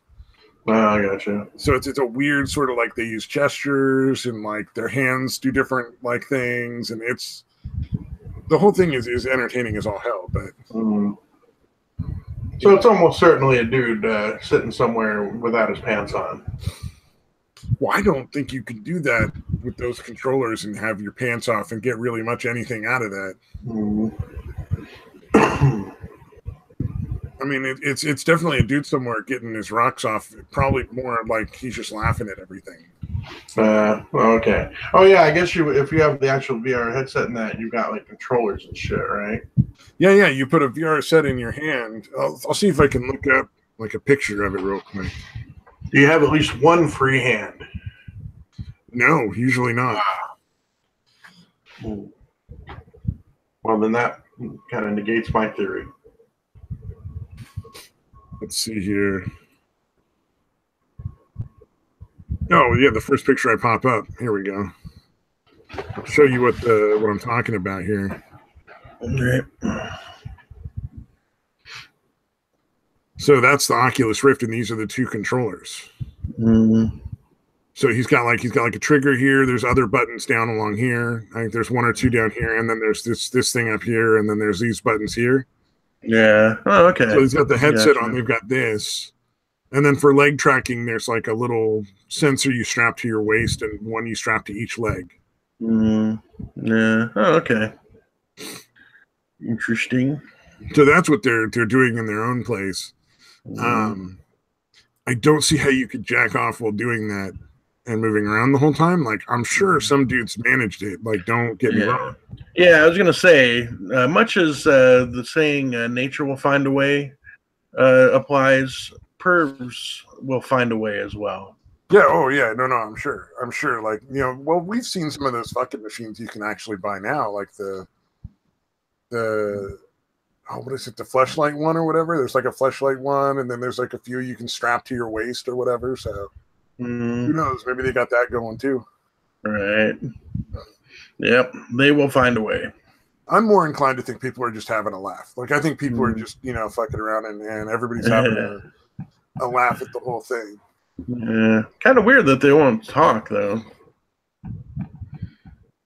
You see at least 2 or 3 in every room, man. There's people that just won't talk. I figure maybe they're just super shy or not real good at conversing, or maybe they don't speak English. Yeah, that's crazy though. Like, why? I thought that was the whole point, is people could kind of come out of their shell and be more comfortable online than in real life. But I guess some people can't really get over that barrier even online, I guess. Well, you get people that'll just come up and stare and maybe not say more than one word in like 5 minutes. They'll just stare at other people having conversations. Oh, really? I That think, seems I think weird a to lot me of people too. just, it's, you know, along with the weird social justice stuff that goes on and these, you know, a lot of more people being in their houses and a lot less out, like with the neighborhood kids kind of thing. There's a lot of people who just don't know how to fucking be social. Yeah. Younger people, especially. Yeah, that's true, man. Like, below a certain age, like it's not a big deal to be in the presence of other people and never talk to them and just be on your phone the whole time. Mm-hmm. Whereas people our age, and I don't know what age is the cutoff, but like that's still fucking rude, right? Yeah. Oh, dude, if I'm fucking hanging out with somebody and they're on their phone the whole time, I'll stop hanging out with that person. Yeah, but for younger kids, like probably 25 and younger, maybe even a higher age than that, that's no big deal. Yeah. Oh, yeah. It's so incredibly rude. I don't understand how people put up with it. Yeah. Like, Yeah, if I'm having a amazing. conversation with somebody at a fucking coffee shop, and every 5 seconds I'm picking up my phone and writing shit on there instead of fucking conversing with the person I'm talking with, I would full on expect that person to just slap me in the face. Yeah, or at least fucking tell you off. Like, hey, you and your phone have fun, asshole. I'm out. Yeah. Oh, yeah. Yeah, but again, that's I wouldn't not a expect like breach a of etiquette. warning or a polite, like, you know, dude, are you gonna be on your phone the whole time? Yeah, exactly. I wouldn't even expect that. Yeah. Yeah, but yeah, you're right. That's The pretty younger crazy. kids, they'll be in the same room chatting to each other on text as opposed to actually in person. Yeah, actually interacting. When some people do that, they'll like do a thing where it's text to speech, where they'll Oh, just right. type and then a robot voice says whatever they said. Yeah. And that can be pretty funny. Yeah. Yeah, it's a weird. It takes a little getting used to, but like, you know, you're probably fine with just going up to somebody and striking up a conversation. So like you'll have a lot of fun with it too, I imagine. Yeah, I need to do it. It's just my memory is shit. So I'll end up talking about it and be really interested in it as we're talking about it now, and then fucking completely forget about it and get distracted by something, and at some come on until the next time. At some point, you know, you, me, and Engelhardt at the very least, and probably Mike if we can get him, we'll have to schedule a time to just try playing a little together, just to, you know, see if everybody's machine runs it, and whether or not you know find everybody, you know, everybody can find each other and set up so that when it gets to the point where we can do like a podcast from there. Yeah, it's all set up. Yeah, that would be cool, man. And then it would be interesting to, like, at first I assume we'd want to do that in like a closed room somewhere, whatever.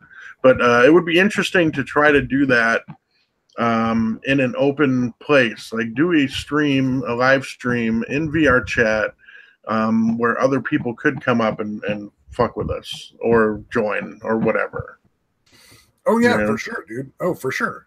I think the first time we do it, it would be fun to include maybe exploring some of the more interesting worlds that very few people go to. Oh, right. Just to get used to it and just sort of like get used to the whole thing. I think the only downside is we could end up turning it into sort of a let's play, which isn't necessarily a bad idea. Right.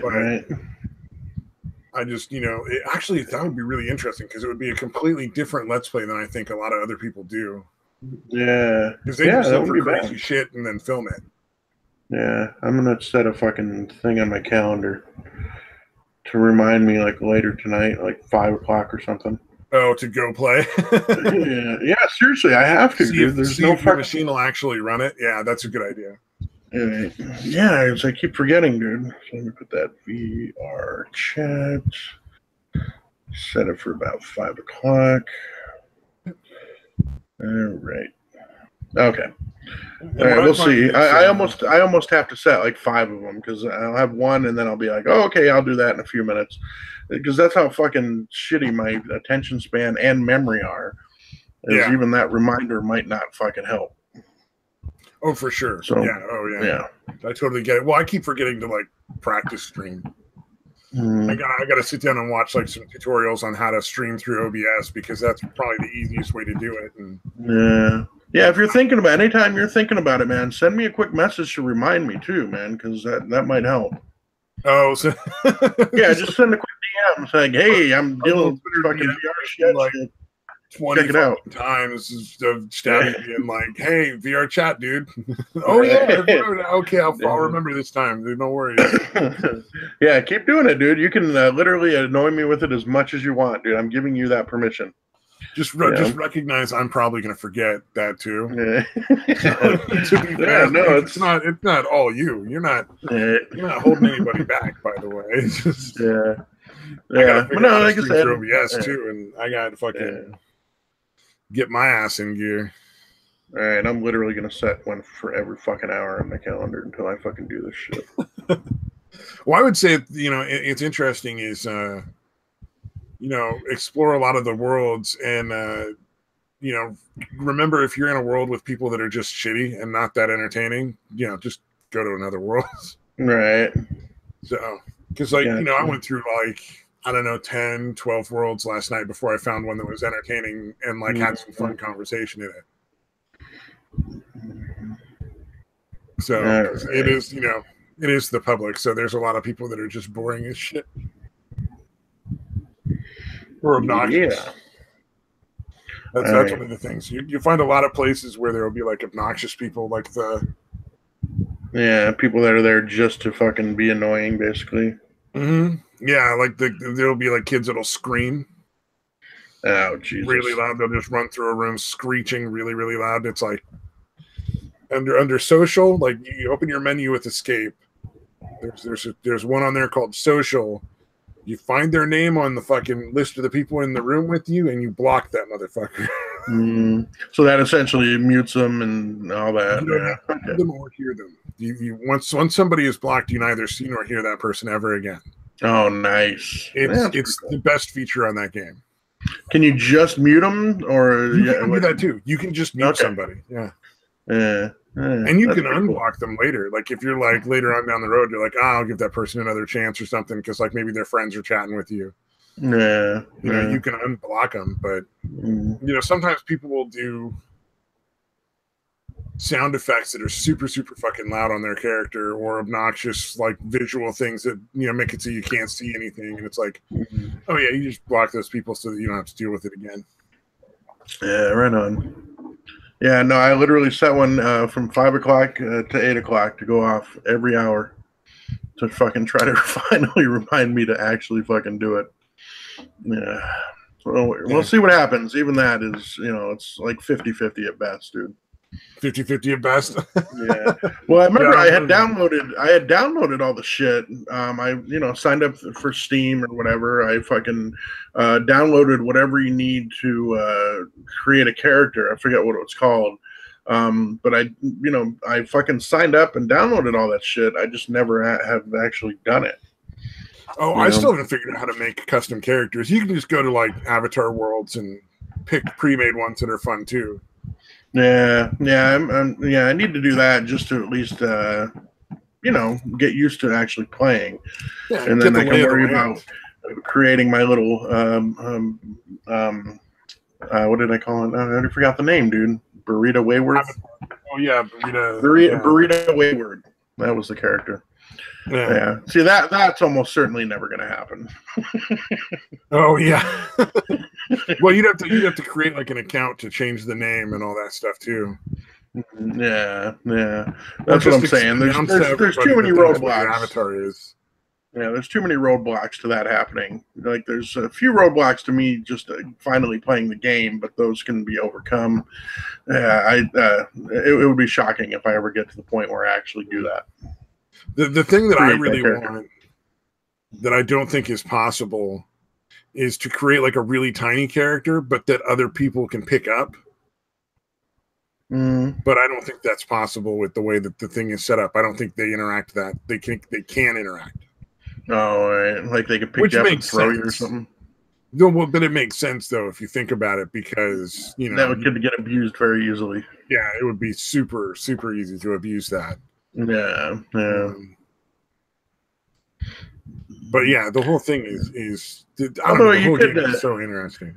You could have it where you have to give them permission to do it. Like, well, that's what I'm thinking. Is you have a thing like, so there's a tooltip on, or not a tooltip, but one of the options on there is you can turn personal space on or off. And if personal space is on, anytime anybody gets closer than a certain distance, their character model just disappears. You can't see them anymore. Oh, okay. So, most people turn it off so that they can interact more with people, but you can turn it on so that you don't have to deal with anybody getting too close to your character. Right. It won't bother you like visually or anything. Yeah. Okay. So I think if you did it like that, can physically interact with other characters, can't, kind of thing. Yeah. Or, give permission like, hey, this person wants to throw you halfway across the map. Allow, yes or no? Although that would be a little messy, I guess. Well, I'm just thinking it'd be easier to do it like as a blanket yes or no for everybody. Would be a lot simpler programming-wise. Oh, yeah, that's true. Yeah. Well, and keep in mind, VR chat is still early access, so it's not a finished thing by any means. I think it would be kind of funny if you were like in a pretty enclosed space and you're actually like ricocheting off of each other. I think that would be kind of funny. That's what I'm saying. Yeah, if there was an option, people could turn it on, and that would be a blast. Yeah. I just think some people would want it, some people wouldn't. So make it an option. Yeah, and then everybody wins. Or a specific world where you have to. That makes sense. Yeah, that'd work. Yeah. So ahead of time. You're going to the world where people can pick you up, and that's just a possibility. You can physically interact. Yeah. Yeah, lots of possibilities, man. It'll be interesting to see what they end up doing with that technology, man. Oh, well, I saw they have there's 2 new things that are coming out based similar technology.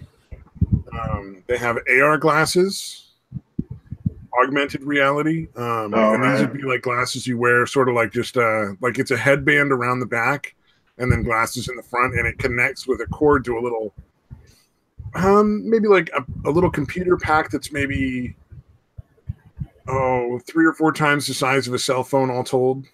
Okay. It's like much thicker, but it's not much bigger, height and width of a cell phone. Oh, gotcha.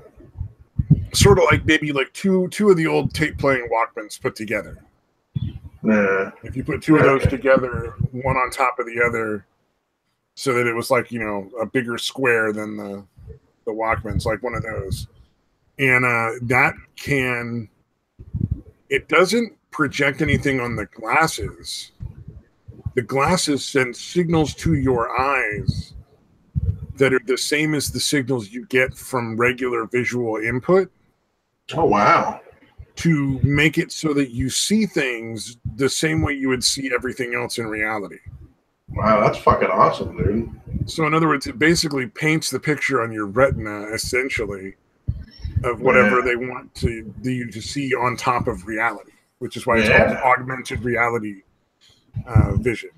Yeah, that's fucking awesome, dude. The videos are fucking epic. I'm not going to try to play any of the videos. I was just thinking about it, but I'm like, no, it's a terrible idea. Right. But definitely look at that's something to like check out and see where that goes in the future. Because I think that's going to be like 2,000 or 3,000 when it comes out. Yeah, so it's definitely not going to be. I'm not going to have one. Not going to be in my fucking pocket. But I'm sure there's some wealthier people that are going to have that, and it eventually will come down price wise if it's worthwhile tech. Right. Yeah, but it has like interesting. I wonder how that wouldn't, how that doesn't like damage your fucking eyes though. That's crazy. I don't know, man. I assume that's why they're still working on it. It's scheduled to come out sometime this year, I believe. But that could always change. Oh, you know what? You know why it doesn't damage your eyes? It's sending the same signals your eyes get from light anywhere you look. So it's not stronger than any other light. Yeah, it's not like a fucking what they use for your LASIK surgery or whatever. Yeah, you just make it so that it can't get brighter than anything, or it can't get bright enough to harm anybody's eyes. Yeah. You know, it's not sense. Physically capable of generating more light than is, tolerable kind of thing. Yeah, that would be interesting though if like it somehow had that setting they could get hacked into and fucking burn people's eyes out. Yeah, that's what I was wondering too. For a minute, I'm like, oh yeah, that's a good point. So we could fucking hack that shit. It would be bad news. Yeah. But it has like a little handheld controller, but I'm sure at some point that'll be exchanged for like a glove, and you could actually do that sort of like, futuristic stuff that you see in the movies where like somebody has like an illusionary keyboard they're typing on, because you'd have the gloves to fucking interact with it. Yeah. Eventually, but that's kind of cool. The other one I saw was they're making a virtual reality suit. Jesus. And they've put stuff in the fabric so that it can give you temperature and texture. And they're setting it up with like an exoskeleton so that you can actually get resistance. Wow. So say you want to pick up a rock, the exoskeleton imitates the weight of that rock. Yeah, like it'll actually push back like you're actually holding it and make it feel like you're actually holding the rock. Yeah, and then if it's a cool smooth stone, the gloves would make it feel like it's cool and smooth in your hand, plus the resistance from the exoskeleton. Yeah, wow.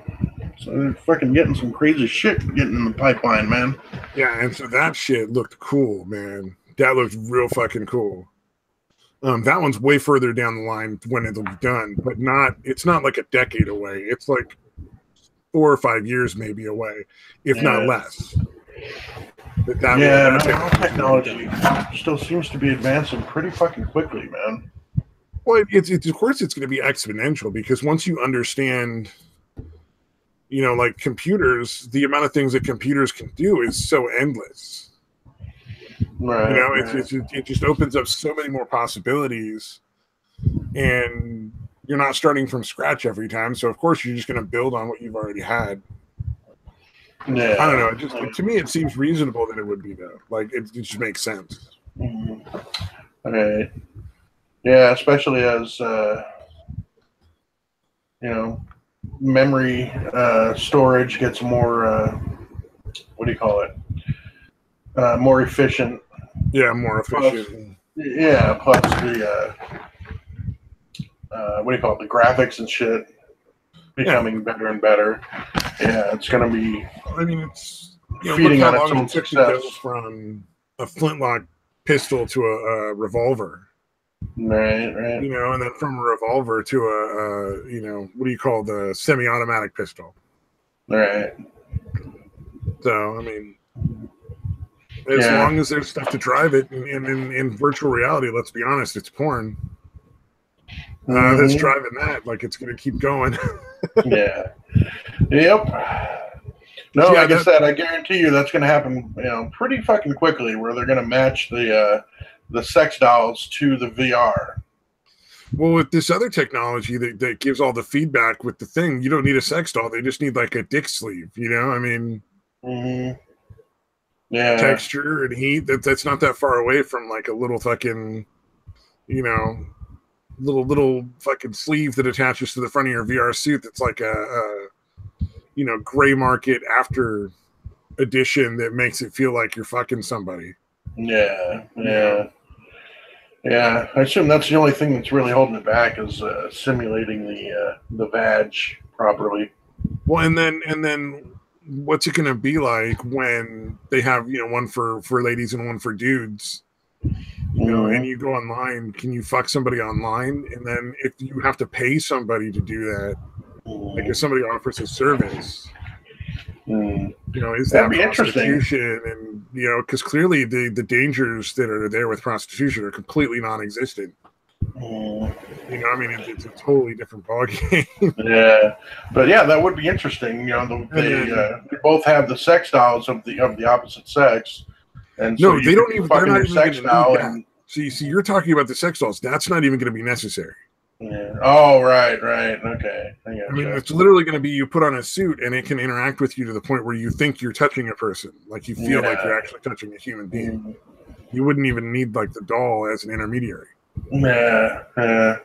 I guess it seems like that would be tough to even with the pressure thing, or what you're talking about the exosuit. It seems like it would still need something physical, but I guess not. You know, like so No, I'm sure, like as an intermediary step, there might be something like that. But with the way they're developing the tech, I don't think that's going to be necessary at all. I think they're literally it's just going to feel like you're touching a person. Yeah. Well, and then what happens if it's like, you know, you meet some chick on VR, on virtual reality, you know, in your suit and everything, and they're wearing their suit, and you don't know what the other person looks like. They don't know what the other person looks like. You're completely, you know, anonymous because you're both using an avatar. And then what if one of you is like 13 and the other one's like 60? You know what I mean? Yeah. Whole fucking ball of crazy fucking shit that has to be dealt with when it comes out to this. Like, and we're not gonna have to deal with it. Like the stuff I'm talking about is probably, you know, our fucking kids or whatever. But yeah, well, maybe not. Like you said, you know, you're right. I might be wrong. That might be what I do when I'm fucking living in a fucking old folks' home, is just strap into VR suits and fucking, you know, go out and have sex with other avatars all fucking day. Right. Yeah, that's a nice retirement community. There you go. I mean, they're already banging everybody in retirement communities anyway, so how would that be different? But that's just, you know, and like, what if it's some dude pretending to be a chick? Like, would it even matter? Because you wouldn't fucking feel any different than you did if you were a chick. Yeah, exactly, dude. For you, it's a chick, whether it's a dude or not. He's just hacked the software, so it feels like he's banging a chick too. And then, you know, like, oh man, that'd be so weird. Yep. Interesting shit coming down the pipeline, man. Okay, just think about it in our lifetime, like from like using like video games as an example. Like you know, we've gone from like Pong to, you know, our current generation, and well, especially it's shit on PCs. Yeah, Pong to like Call of Duty, where you're like running around in like a war, driving tanks, fucking flying airplanes. Yeah, like fully realized 3-dimensional worlds, basically. Yeah. You know, in what, 30 years essentially. Yeah. Oh yeah. Yeah. So yeah, it's pretty fucking amazing how quickly that advanced, you know. And even then, I mean, the graphics were pretty shitty, you know. Well, I'm trying to think of which one would probably be the last. I would say the Xbox and the PS2. Those are pretty freaking good. But even since then, the last couple iterations have gotten like even better, man. Oh yeah.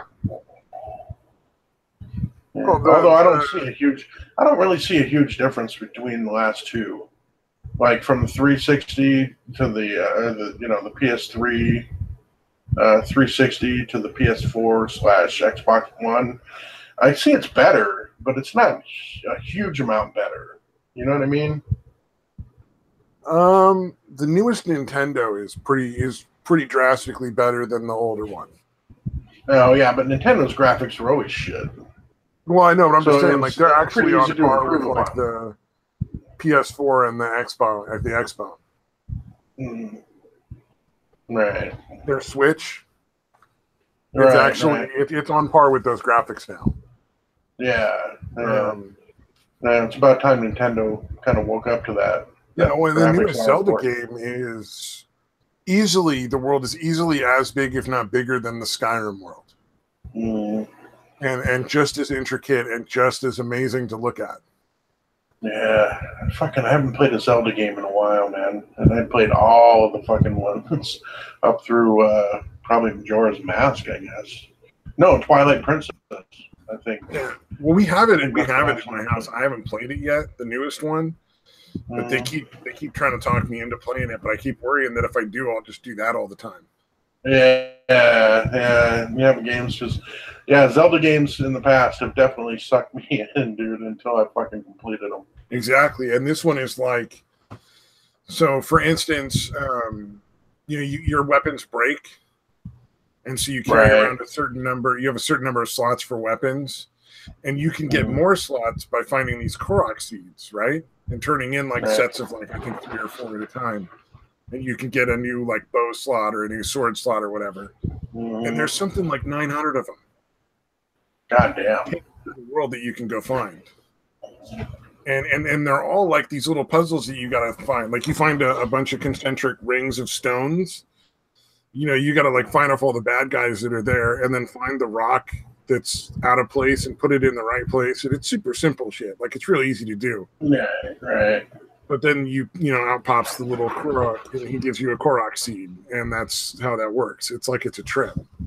There's like 900 or something of them. And then there's crazy.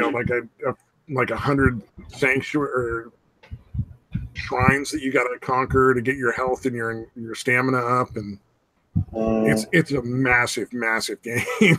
Yeah, that's crazy, man. And that's the shit that you can just take and play on the go too, right? Yeah, you can just pull off the Switch and just use it. Yeah, like as a little portable game. Yeah, that's fucking pretty awesome, man. But then again, when it comes to portable gaming, Nintendo has always been king. Yeah, that's true. Yeah, indeed. In form and function. Oh man, so there's some interesting stuff that I'm not sure, because I know Sargon got his Google banned today, his Google Plus account. All right, I heard about that. Well, and then this is something I saw on Twitter a couple of days prior to that, and this is from I don't know if you recognize the format, but for anybody who doesn't, this is from 4chan. So this is clearly like a screen grab from a 4chan post. It says, "Hi, I am a developer at YouTube, and I've come here to warn you all about something the development team was ordered to do from the higher-ups at the company. Currently, internet users are flagged in the system based on Google and YouTube search histories and websites visited.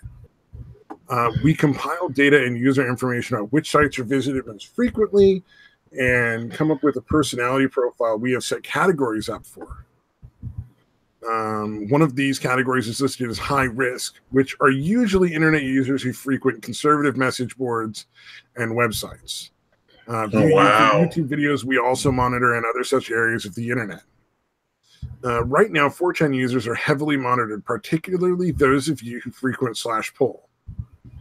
We collect a lot of data about you, including where you live, where you work, and many other things you'd be pretty shocked to know about. We compile this data and share it with certain government groups and independent think tanks such as the Southern Poverty Law Center, which is a terrorist organization at this point. No shit. The CIA, NSA, and FBI collect vast amounts of this data as well.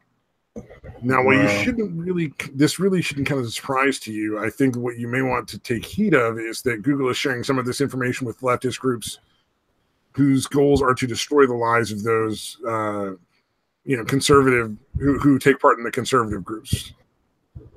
Well, that's not terrifying. Yeah, but I thought that was interesting, especially in the fact that like a couple of days after that, I see that posted up on Twitter. And then, I mean, come on, at this point, we're obviously in straight up conspiracy theory territory because who knows who that really is. Yeah. But then Sargon of Akkad gets fucking his Google account banned, so he can't get into his YouTube channel anymore. Honestly, I think people need to start filing lawsuits against YouTube for these like sudden losses of service things. When that's one of the ways they make their money. Yeah, for sure, man. Because I think that once you get into a contract where you're providing a service and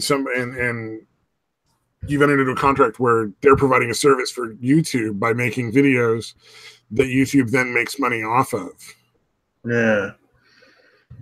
Whatever contract they sign won't necessarily hold up in court. It may or may not even be legal.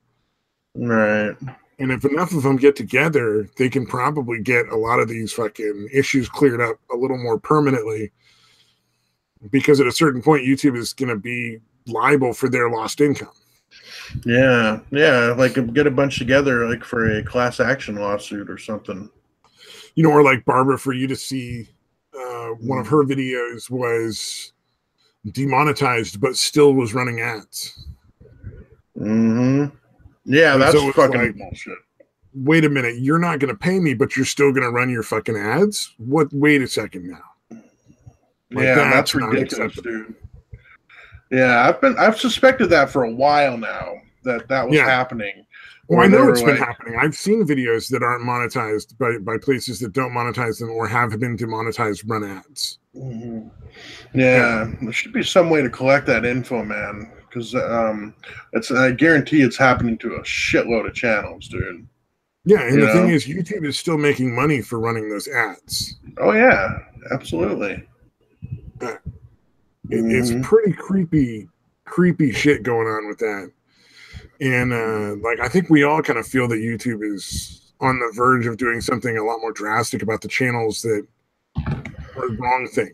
You know what I mean? Like, because like Twitter had that whole policy thing where they're like, other sites you visit other than theirs, or they're going to start taking that into account with whether or not they want you to have an account on theirs. Yeah, like, that was fucking crazy. Like, not just what you're doing on Twitter, but other shit that you're doing. Yeah, it's fucking ridiculous, man. Well, and I think we need to have a little more of a conversation about, well, it's a private company. They can do what they want. When it comes to this kind of stuff, to my mind, it affects like freedom of speech. Yeah. It's especially when you get to that size where you're essentially in a monopoly for this type of thing. Exactly. It's like, I mean, who really thinks that MySpace is competing with fucking Facebook at this point? Right. Let's not pretend that there's, or Minds even. Minds is nothing. First thing again, Minds is just so terribly put together. Like, it's never going to be a competition for Facebook because it's a shitty fucking design. Yeah, well, it's still technically beta, but yeah, it's fucking there's search things. That was the issue with what was it? VidMe? Is that the one I'm thinking of? The one that shut down? Yeah, VidMe, the fucking search engine was horrible. It was just it was put together badly, and it was at a point where people were really fed up with YouTube, and it really had a chance to take off. And instead, they could have gotten a big chunk of the market. Yeah, but again, it was so frustrating to use. Like, even for me, who hated YouTube and desperately wanted to find some alternative, I couldn't deal with it because, again, the search engine was so fucking horrible. That's the whole layout and setup was bad. You have to wonder with programming, as it's not that hard to make a better search function, and it's not hard to address these issues. They easily could have done it. Was there money being changed hands behind the scenes to not do that, to not address the concerns, to not improve the website, to let it go out of business the way that it did? Or you want to get even deeper with the conspiracy, was the whole idea to begin with something that was put up as alleged competition just so they could try to claim not to be a monopoly and then just have it fucking fail? Yeah, could be too. You know what I mean? Like, look, there's this alternative against them. Yeah, or even just have you come back to YouTube because the alternatives were so shitty. Yeah. You know what I mean? Really making a shitty product because you might be fed up with YouTube and you're like, is this the alternative? YouTube competitor. Right. I know that's getting a pretty tinfoil hatty, but again, it's not impossible. We're pretty tinfoil hat when I start talking about money changing hands behind scenes to fucking let the place go out of business. Like we're in fucking what's his name? Fucking the supplements guy. Why can't I remember his name? Oh, Alex Jones. We're in Alex Jones territory right there to start with. I mean, let's be fair. All right. We're stealing a little of his format when we start talking that stuff. Yeah. especially with Sargon getting his account canceled, and like, you know, I mean, it's like it's all Alex Jones territory. Doesn't mean it's not necessarily true. It just means it's pretty it's somewhat far-fetched, but the evidence makes it a possibility, I guess I would say. You know, it's within the realm of possibility, I should say. Oh, man. Oh, this is interesting. I didn't really read through this. Oh, this is... Wow. Okay. Well, this is Louder with Crowder's website, so I can't guarantee any of it's true. We're talking about conspiracies. So supposedly Pennsylvania screwed up and registered 100,000 non-citizen voters. Oh, wow. Or in other words, illegal aliens were registered to vote.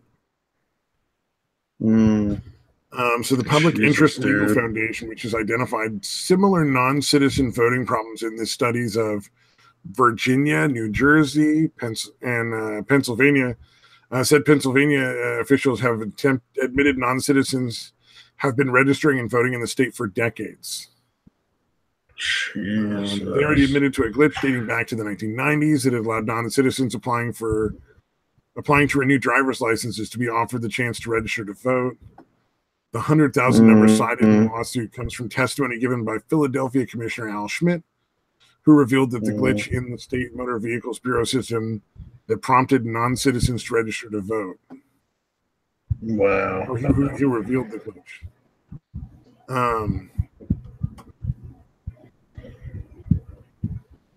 The organization wasn't allowed to pull state records on non-citizens who had been issued driver's licenses and voter registrations.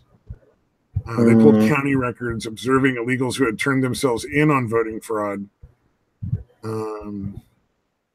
So that number was actually only the people who were willing to turn themselves in. Oh, wow. So in reality, 100,000 is probably closer to 1 million. Yeah. Dude, so, that is fucking... What does that say about any of any of Pennsylvania's votes? I mean, are they really a Democrat or a Republican state, or is that all just... Yeah, they being...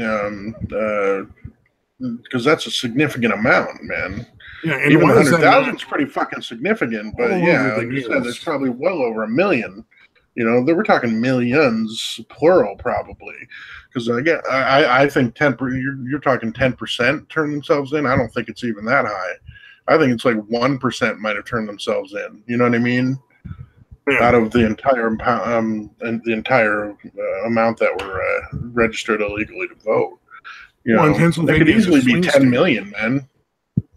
I think Pennsylvania is a swing state. Yeah, that's what I'm saying, man. It's fucking huge. So that could have been a huge issue. Yeah.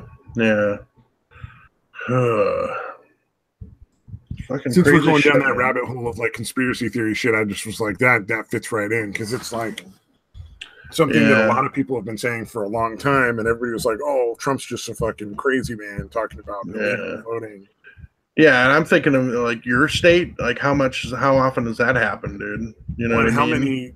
How many times has my state went Democrat when it really wouldn't necessarily have gone Democrat? Yeah, indeed, man.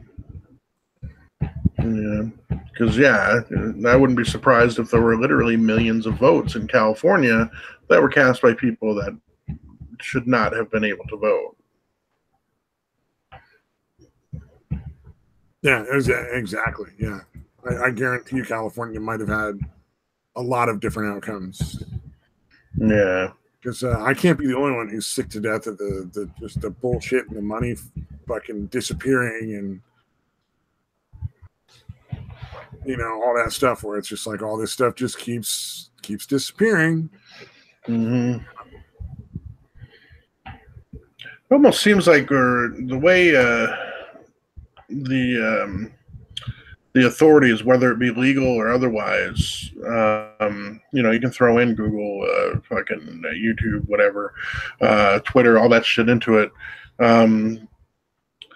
It feels like something drastic is going to happen. It seems like people are gonna get so fucking fed up that some crazy shit is gonna start going down.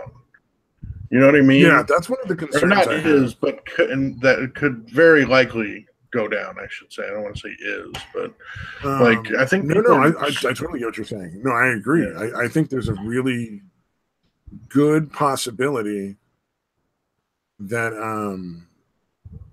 something's gonna fucking give, man. Yeah, yeah. Like we're talking like actual fucking revolution, dude. Like Yeah, it might get to that fucking point. Since we're in the Alex Jonesy kind of mood, why not? Why not, dude? yeah, oh yeah. But Well, and seriously, unlike, dude. well, unlike the idiots who sit there and the military would take them down. I think we all know that that's not really possible in the U.S. Not the same way people seem to think it is in other countries. Mm-hmm. I mean, like first and foremost, how the fuck would they know who to take down? Like who the revolters were? Because Right, it's not right. like you're gonna be like, oh, we're gonna have a revolution. Let's all get uniforms and fucking badges, Yeah, let's all preferably have bright let's orange. wear a red sash if you're on our team, so they can. Yeah, Yeah. yeah. No, it'd be Whereas the essentially like military, how it if the went down in military, Vietnam. How do you tell the difference between the Viet Cong or fucking like the same yeah, people? You know? yeah, exactly. And it's like, and whereas our military, they all wear uniforms, so it's real fucking easy to tell where they are if that's who you're actually fighting. Yeah, If it and comes down to fighting the military. I would imagine a lot of people in the military are going to not want to. Well, you're going to get a lot do of that. people who are going to just desert and join the other side. Yeah, But you're also going yeah, to get people who are sympathizers who are going to stay in and leak yeah, information. I mean, it's going to be. It would be such a mess, man. I mean, if it was something yeah. where it was completely against the Constitution, you might not even be able to get the military to protect the government.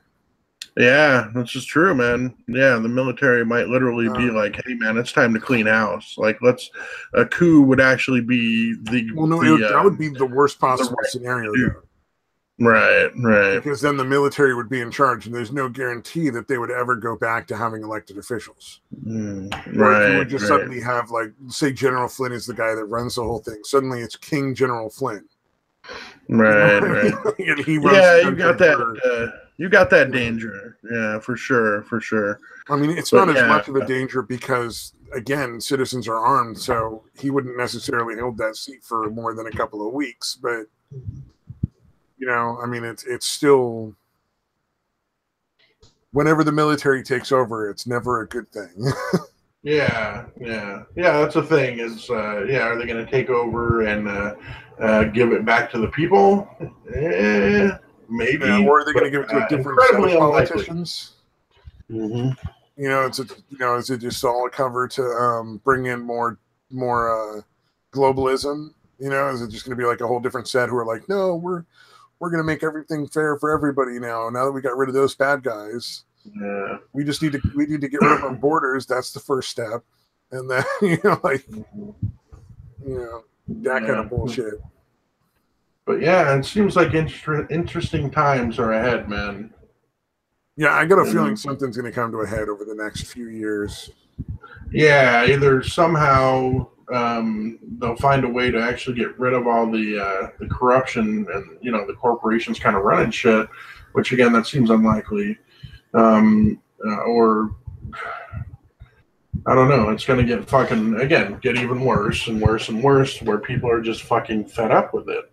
And I think people are there now. They're not really fucking like furious, but we're starting to get angry. Well, I mean, you look at the backlash to the proposed gun control, like not even like, I mean, it's like you've got the left working themselves up into this really insane temper tantrum over, you got to take all the guns away or we're going to fucking hold our breath till we turn blue shit. Right. And you got the Republicans who are like, you know what? We're not willing to put up with any change. This is not a gun control issue. That's not going to fix the problem. We're not interested in giving any ground. And it's like the left has moved so far into the extreme that there's really nowhere to find common ground. In certain cases, like it's really concerning.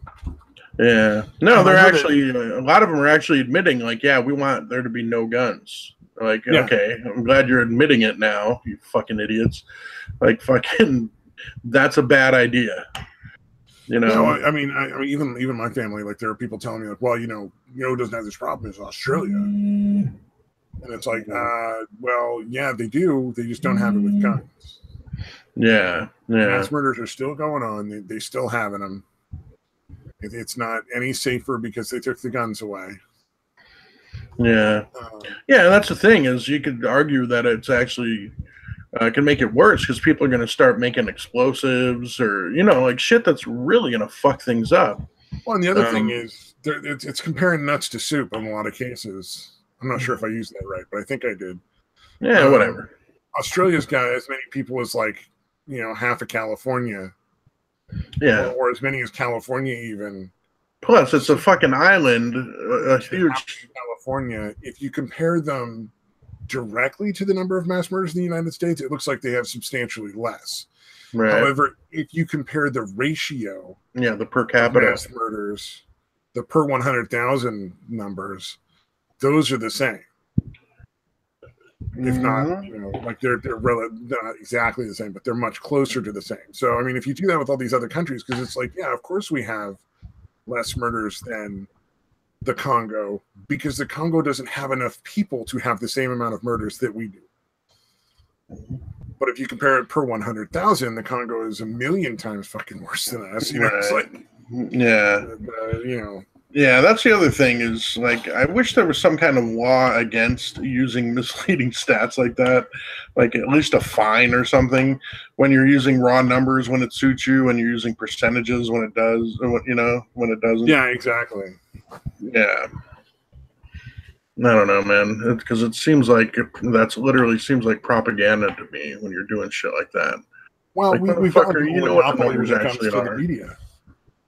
Yeah, and that's the problem with the monopolies and oligopolies is there's like 4 people that control all of the fucking information that we're getting on TV. Yeah, yeah. Although that's why more and more are going to independent people because we trust them. Some dude working out of his fucking basement is more trustworthy than CNN or MSNBC, Fox News, any of these fucking places, man. Yeah. Oh, yeah. Yeah, it's fucking Absolutely. Nuts. It's sad. It's a sad state of affairs to the point where you can't trust the people you have. I think that's really what's going to be the big change is when these companies start going out of business. Because, I mean, you see like your CNNs and your BuzzFeeds and stuff slowly going out of business. Yeah, CNN had to lay off a bunch of people not that long ago. Again, like it was the second round. Like they've already had to lay a bunch of people off. They had to lay off even more people. Yeah, BuzzFeed, it's the same thing. I'm amazed that they continue on. Like they don't realize, like, dude, nobody trusts you anymore, and you're still this fucking propaganda wing, dude. Like, well, it's like get back to reporting the fucking news. Their big seller on CNN is Rachel Maddow. How many views does fucking Rachel Maddow? Wait, isn't she on MSNBC? Okay.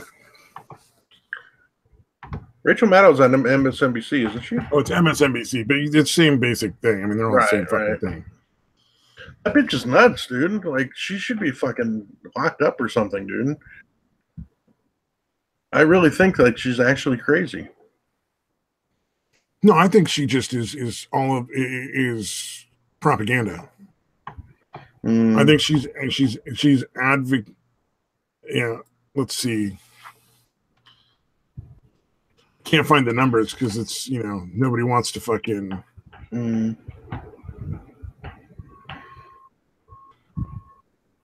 Yeah, what are you looking up, man? Okay, are you trying to find her ratings or no? How many viewers? How many people actually tune in? Oh, right. So she gets about 1 million viewers per show. There's makeup channels on YouTube that get 2 or 3. Right. Like that's fucking nothing. Yeah. Yeah. See, that's the thing. That's what I found frustrating about Google / YouTube, like teaming up with these fucking networks. Like, dude, you were going to crush them if you just fucking didn't team up with them. You know what I Yeah. mean? Well, and they're Like, not bringing anything to YouTube. They're not making any more money. I mean, YouTube is still fucking sinking because of the way they're running their company. They're just losing more money. Yeah. Yeah. Because they're not enforcing any of the same rules and stuff on the network stuff, the stuff they got from TV. Those people are just immune from any sort of criticism, and then they're actively, killing all these channels that people actually want to watch. Yeah. So they're losing a ton of money on the way they're going about this whole situation. It's pretty fucking insane as far as ways to run a business go. Yeah, no, that's the thing is like generally someone that was left leaning is better at coming up with ideas and innovation, but people on the right are generally better at actually running businesses, if that makes sense. Yeah, creativity, left brain, right brain kind of stuff. I get what you're saying. Yeah. So if you've got a bunch of people that are fucking leaning left trying to actually run the business, they don't have the pragmatism needed to do it right. You know what I mean? I think that's what's happening. Is you have too many fucking people that are. Well, I think the propaganda is failing. There's a really big shift in the values and where people and how informed people are with the youngest generation that's coming up now. Like they're much more informed than we were. Right. When there's something that is, some sort of underhanded, sneaky scheme that some group of people comes up with, like these people almost have it out before it's even gone through. Right. Before the scheme's even been put into effect. They're already getting that information on their fucking Twitter feed. And they're much more conservative. Yeah. And I don't think that cable television and YouTube is really taking into account that their user base is not a bunch of fucking left-wing kids. Right. Not anymore. It's drastically changed. Yeah. Especially like my son seems to be leaning fucking pretty far right. Openly mocking fucking liberals, and fucking leftists. And again, like I said, I go out of my way to avoid letting him know what I think about that kind of shit. Well, but I want him to make up his own mind. The kids I see on VR chat who are in that same age range all the time, like they're all super conservative. Yeah. I don't run into. I mean, I run into maybe in a room with like 30 or 40 people, you might get one person who's a little liberal. But the vast majority of them, they just mock that shit like it's the stupidest crap in the world. Yeah, no, it's encouraging. It's almost like they had like a little in the burgeoning days of what the internet has now become. It was pretty effective, I guess, as like a brainwashing tool, I think. But now there's so much information out there that people can tell what's real and what's not. And these kids are so fucking tech savvy that they know where to go for the fucking truth, and they can detect bullshit like fucking really easy. Yeah. I think that's playing into it a lot. Well, and it's like I was on in a room with like probably talking with like 10 or 15 people, and just bullshitting around, and I made a joke about consent, and everybody gets a laugh out of it, and then some other guy. I was like, oh, you're inside him. Did he consent to that? Because, the character models can just move through each other. There's no impediment.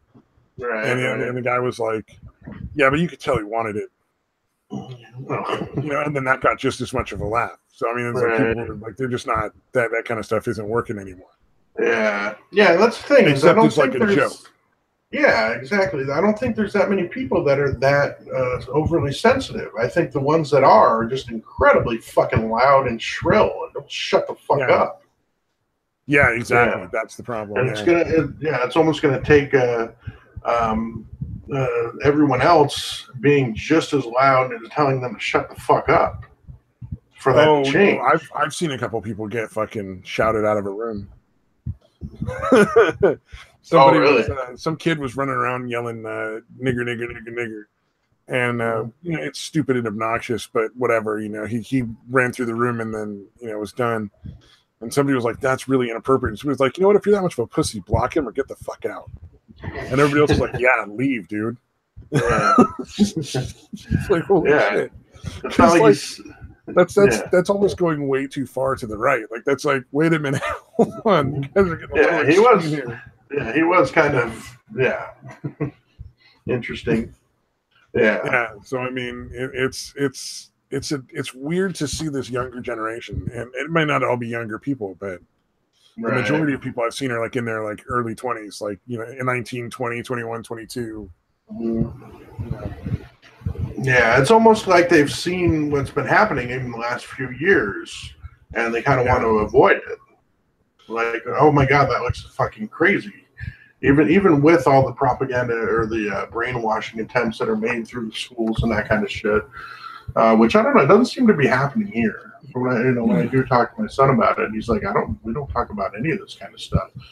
I've never heard anything about, he's never heard anything about transgender or any of this crazy shit. It's in major metropolitan area schools.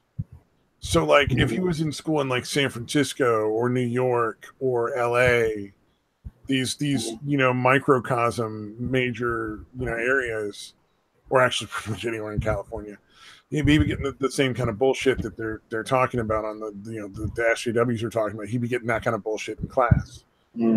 But if you're not in a major city, you're probably not going to get it. I don't know. I don't think anywhere in the state is doing that, though. You're going to get that in Phoenix or Tucson. Yours is a little more conservative too, though. So I mean, that's probably also part of it. Right. But like, if you're in like a blue state, even if it's like a small blue, like they're not a lot of people, but probably the metropolitan areas are like that. The SJW bullshit. Yeah. Although again, it does seem like the access to more information is letting kids be more informed, or at least letting them see where it leads. You know what I mean? Like that's probably a big part of it, is them seeing how these people act before they're properly brainwashed, I guess. Well, I mean, and that kind of really inoculates them against somebody in fucking college. I mean, if you're fucking in college and you start dating people, it's not even like safe at this point. So this next generation that's going to be going there soon, and they're like, yeah, we're not going to put up with that crap. They're just not interested. Like, yeah, you people are fucking ridiculous, dude. Yeah, but with your enthusiastic and continuous consent bullshit. Yeah, I would love to see like a porn or something that did that. You know what I mean? To show how ridiculous what they're saying is. Touch your vagina? Yeah. Is it okay if I is it okay if I take your shirt off? Is it okay if I like, dude, it's so ridiculous to practically apply that shit. I actually kind of wonder, like, I don't follow Chris Reagan or Lacey Green anymore. But okay, every time they're fucking, is that really going on? No, you know it's fucking not even close. Yeah, but she is. Well, I don't know if she still does, but I assume she probably does. Claim that. You know what, shit. dude? She fucking says that stuff because that's where she gets her money. I honestly, I don't fucking believe she thinks any of that is true.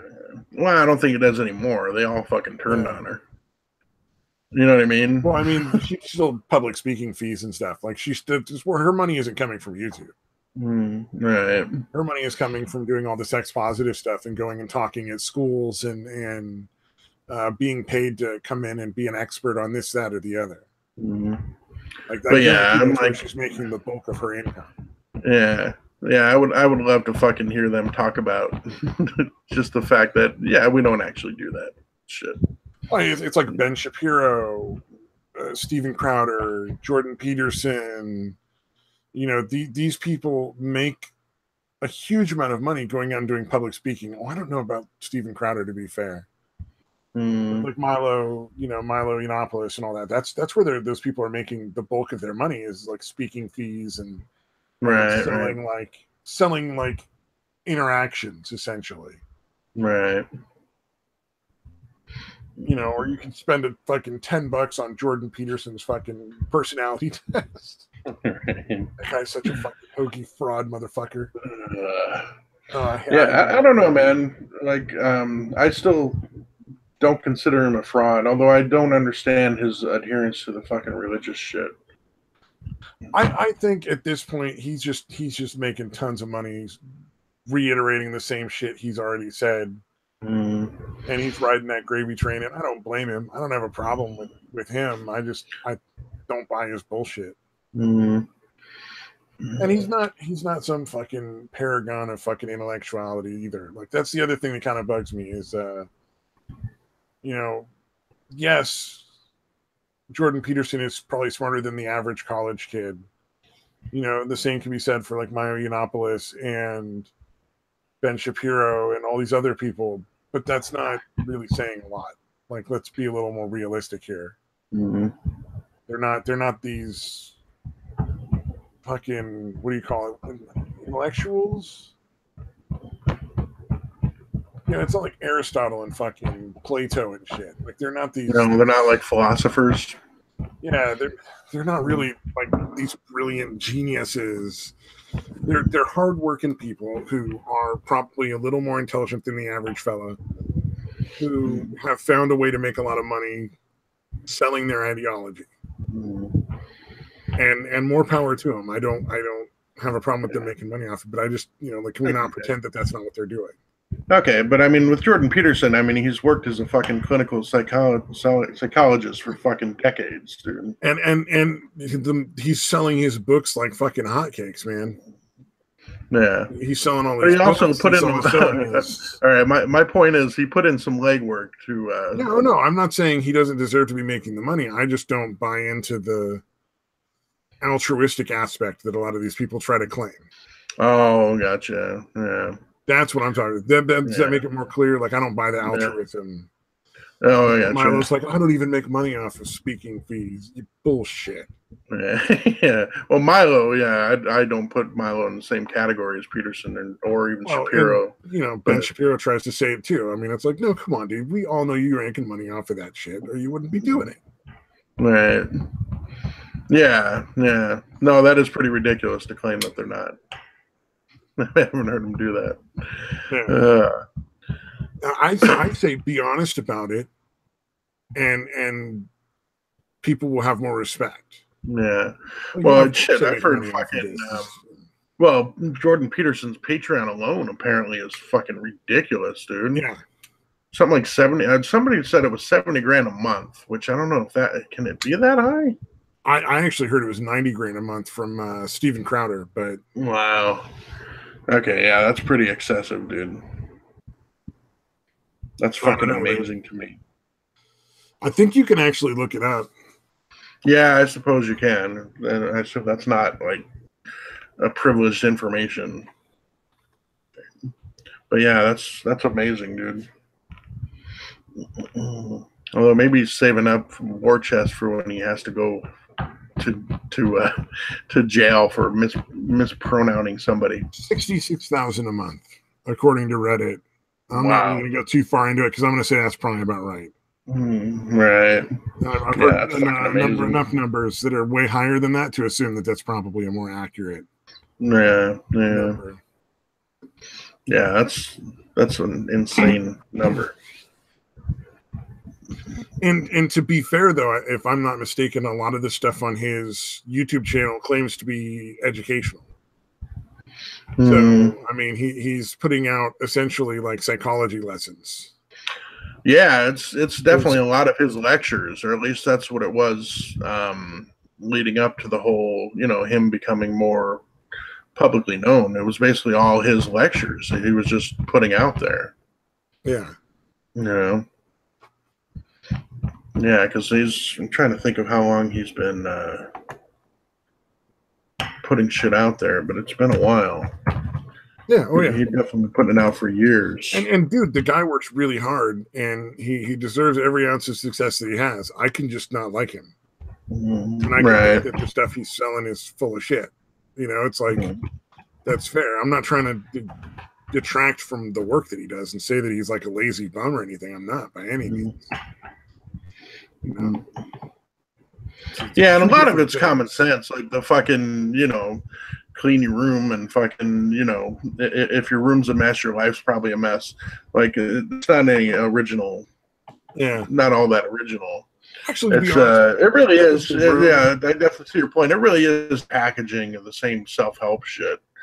You know, maybe a little more informed than a lot of it, but yeah, it really is just repackaging. Like house's cleanliness is not really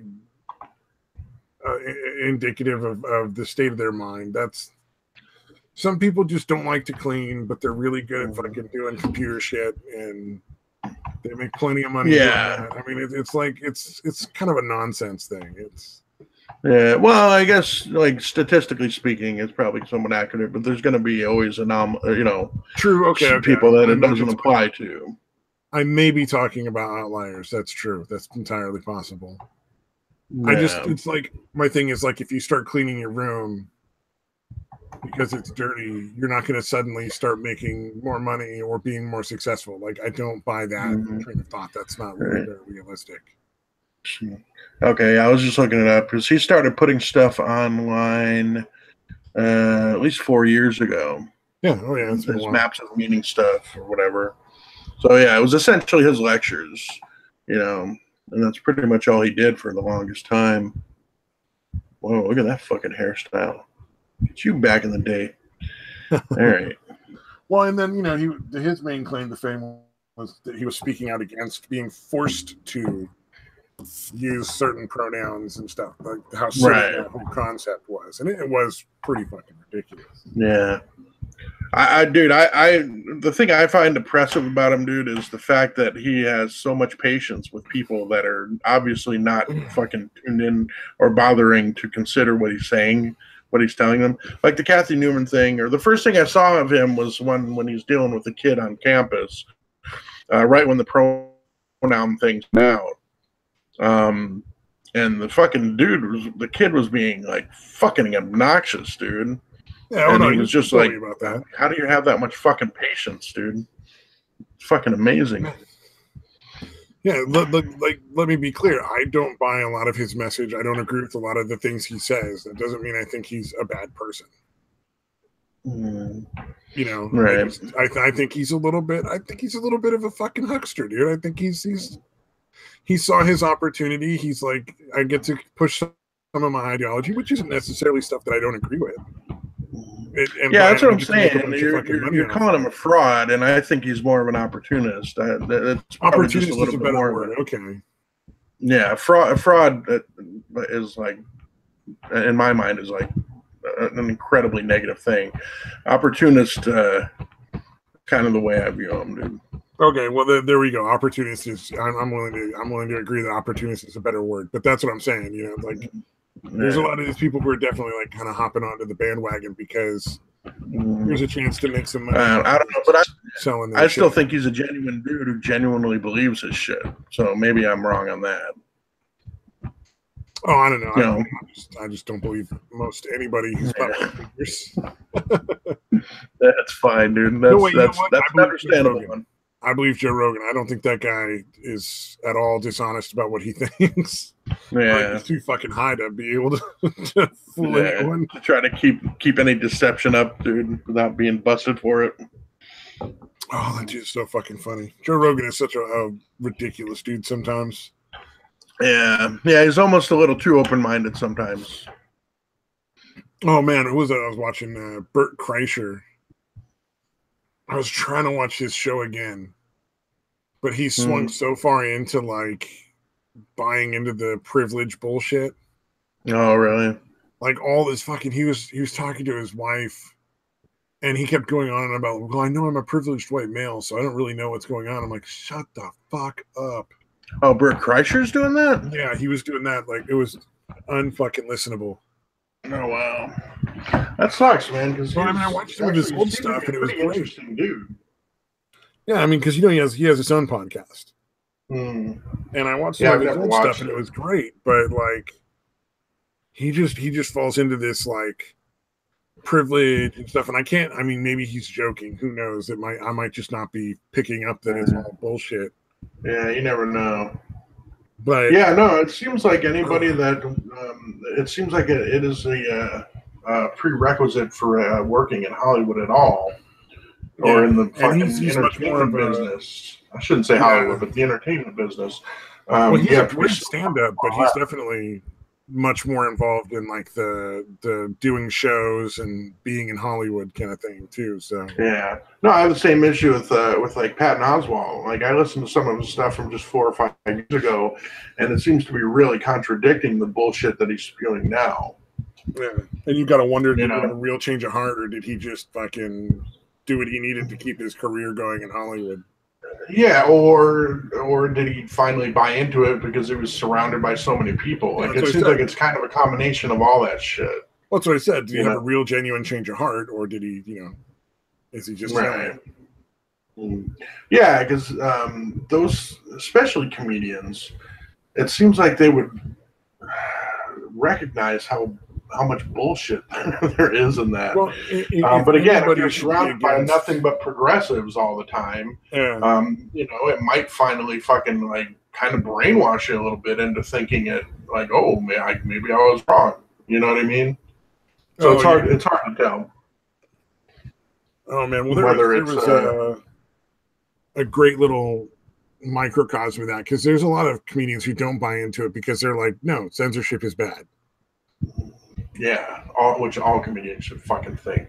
Yeah, well, if they have any clue about the history of their own fucking profession career, like how comedy has worked over the years, it's always been sort of like pushing the edge. Yeah, or not always. It's starting with Hicks. Lines. Yeah, starting with Hicks, it really started to push the edge. Hicks and like Carlin, and they made comedy into this. Yeah, pushing Lenny Bruce back in the day. Yep. And some of them went to jail for that shit. So yeah, and Lenny Bruce absolutely did, dude. Fuck yeah. Yeah, I think Lenny Bruce got fines, fucking written tickets, like that's they should know better than anyone, but they don't always know. Yeah, they literally should be the ones on the front lines in the fight for free speech, and they're buying into the censorship. Well, some of them aren't though. Most of them, I'd say probably most of them don't buy into that bullshit. But there was an interesting one when Trump's when the election was going before Trump had been declared the winner, and Morgan Murphy, this lady comic, was going off on some of that SJW type bullshit, and what's his name? Bill Burr was part of the group that was doing it, like the podcast of it. Oh, right. I think he was drunk, but he just tore her apart. He just tore it apart. Like everything she said, he just tore it apart so fucking harshly. And then she ended up, not really talking much the rest of the fucking podcast. Yeah, although even Bill Burr sometimes will kind of sound off like he's buying into that shit too. That's what worries me. Like that he's actually conceding some of it. I think he's looking at, trying to be like the what do you call it? You call out the bullshit, but you also admit that there are still issues. So it's like, yeah, there's still racism, but that doesn't mean that every fucking white dude is a racist. Yeah, I think he's trying to. Yeah, no, because I listen to his, his little Monday morning podcast and all that shit. But yeah, so it's kind of worrisome because it's again on one side he definitely calls out a lot of bullshit, but then again, like his thing is, what do I know? Like he kind of falls back on that quite a bit. What the fuck do I know? So, well, I mean, one of the things that's interesting that I don't think he ever makes a big deal out of when he's, fighting back against the SJW kind of stuff is that, like, his wife is black. Mm. Oh, yeah. I don't think a lot of people know that. That's pretty crazy. This fucking little redheaded ginger, married to a black chick. Well, and people call him racist all the time for his jokes, so. Right. Yeah, no, dude, that's why I fucking wish Bill Hicks was still alive. I wish fucking Patrice O'Neill was still alive. Greg Giraldo a little bit too. He didn't really get into it as much as Patrice, but I fucking wish those dudes were still alive to fucking. I feel like they would definitely still be calling bullshit on all of Patrice, absolutely. Oh yeah. Hicks, absolutely. Like I said, Geraldo, I'm kind of iffy on, but those, yeah, we really need fucking people like that can articulate how ridiculous all that shit is. Yeah. Yeah, did you ever watch that one, the Brutally Honest thing I sent, the Patrice O'Neill thing? I'm sure I did. I don't think I haven't watched any of the stuff you sent me. Yeah. All right. So there's that part in there where he's going up against that chick from the New York City Now chapter on Fox News.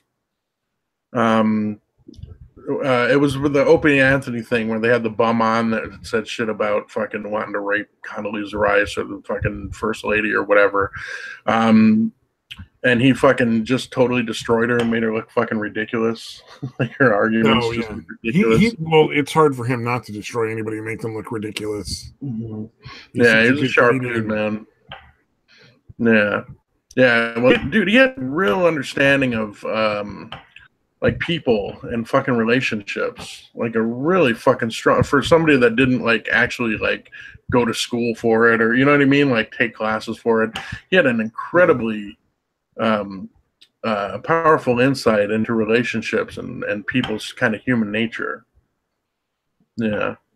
It was just, again, like I said, he would be really good at calling out the fucking bullshit that's going on nowadays. Really fucking miss it. So there. Oh, yeah, sorry. I get distracted. My bad.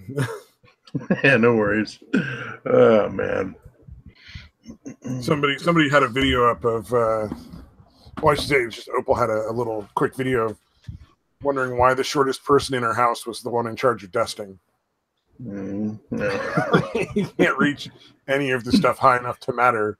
No, damn. The reason you dust is because there's all these high up surfaces that collect dust that nobody uses anything on. Mm-hmm. And then it said that she fell while making the video, but I didn't get to see the fall. So, yeah. And let's be fair, like whenever you see a video where somebody claims to have fallen, that's the part you want to watch. Like, yeah, there should be a timestamp for it. Yeah, this person falls at this person time. Oh, I don't want to see people die. I'm not really into that. Yeah, no, I don't want anybody to even be seriously injured or even unseriously injured. But I don't mind seeing them take a fucking spill. Oh yeah. Well, especially if they were doing something stupid, like the really fat lady dancing on top of the table. They could barely fucking hold her up. You could see her like bending and giving way, like as she was starting to stand on it, and she just kept going. Right. Yeah. Oh, that shit was funny as fuck. But I mean, it's that kind of stuff. Or what was it? The newscaster who was doing the grape stomp. I think that one's super fucking like everybody's seen that one. Oh yeah, yeah. Like everybody would recognize that kind of thing afterwards. Oh god, that was funny. Yeah. I think, although I'll be honest though, I think my favorite videos, if you're talking about people just looking dumb or acting stupid,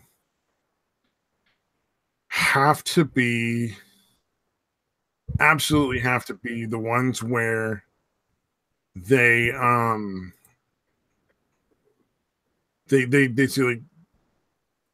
ask people whether they agree with like certain political beliefs or like statements, but they give the wrong politician. So like, what do you think about Trump saying da da da da da da, and it'll be like, how would you feel if I told you that everything you just heard was all said by President Obama? Yeah, those are fucking awesome, dude. Yeah, you're like, I don't know what to think. Yeah, and they're just you can tell they're like sitting there like they're just flabbergasted. Yeah, they're like, wow, I look really fucking foolish now, and I obviously can't think for myself. Well, and it just goes to show, like, how much do they really pay attention to what the politicians are really saying when they're like, I hate this one, I like that one. Yeah. No, this is the reason why I don't want to consider myself part of any ideology, is because I don't want to go onto that ideological autopilot where I just go, okay, what does the right think? What is the left, whatever fucking side. I want to fucking take issues as they come and fucking make up my own mind about them. Yeah, oh yeah, like I'm not against immigration. I mean, I'm against insane immigration. Yeah, ridiculous immigration laws, Yeah, no, I'm totally for a lot of the safety net programs. I think minimum wages are a necessity. I don't think that I think taxes are a necessity. I don't think that there's things that you can just get rid of, like some of the extremer right wing people. Yeah. Yeah, but that's the thing, is you get locked in and you decide you're this thing, and it's almost like you go with whatever everyone else seems to think in that group, instead of thinking about it critically and making up your own fucking mind. Yeah. That's why I think these ideologies, considering yourself part of any ideology, is just dangerous, dude, and it shuts down critical thinking. Well, I mean, I'm registered as a Republican, but that's mainly because right now the Republican Party is the one most likely to take the actions that I want taken. Yeah. Like there's but you've also previously been registered as a Democrat in your life, though, too, right? Yeah. Oh, yeah. Yeah. Well, that's the thing, is I don't think you're I think you're still a person capable of, taking the issues as they come. You're not fucking. I'm not registered as a Democrat anymore, specifically because I was like, well, with all this corruption and the thing with Bernie Sanders, where, I think he's insane now. Right. Like the more and more he talked, the more and more crazy he started to sound. Right. He like some crazy have won that primary. Oh yeah. Like he if you're talking about what people wanted, I think there's no doubt in my mind whatsoever. Yeah. People wanted him as the next presidential candidate, not Hillary Clinton. Yeah. I think he probably would have beat Trump, dude. Huh? I think he would have beaten Trump, dude. I don't know, man. I think he would have come closer. He could have kept the crazy communist stuff from coming out. Yeah, it would have depended. Because it could have been pretty easy to pick apart. Yeah, well, I think the open socialism probably would have been more successful with the way people think, even though, like, I don't think pure socialism is a good choice. Right. There are some aspects of socialism that are good, some aspects that are bad. You can't, don't throw the baby out with the bathwater. That's silly. But he was starting to come out with some stuff like, I think everybody should pay 50% tax, and like just some shit that was fucking crazy. And in a way that, like, I'm not trying to denigrate, like, if you really think that or don't think that, I'm not, that's a different argument. But to say that on fucking national TV to a reporter is insane. Mm.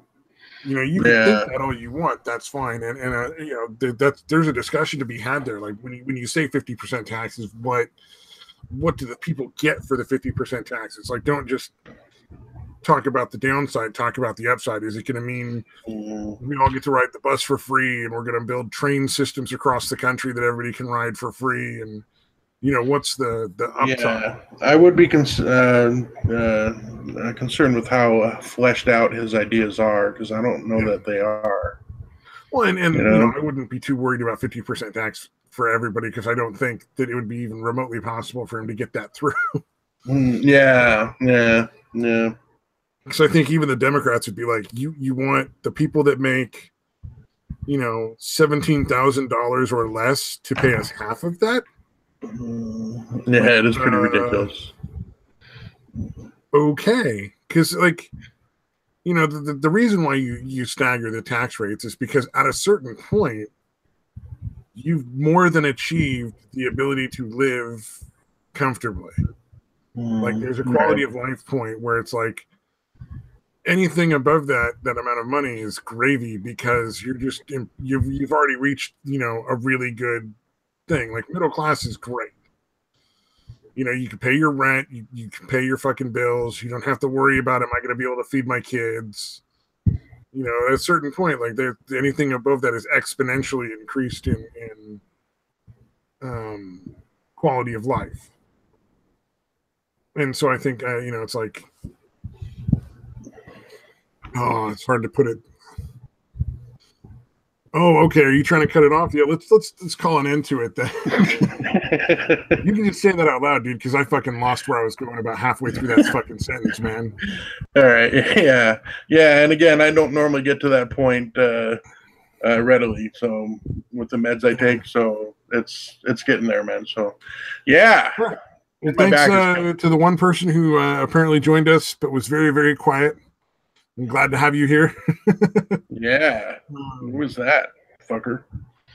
And anybody who's made it this far, we will be back again Sunday night, 9 p.m. Pacific Standard Time. Be there. We're out for now. Yeah. Bye-bye.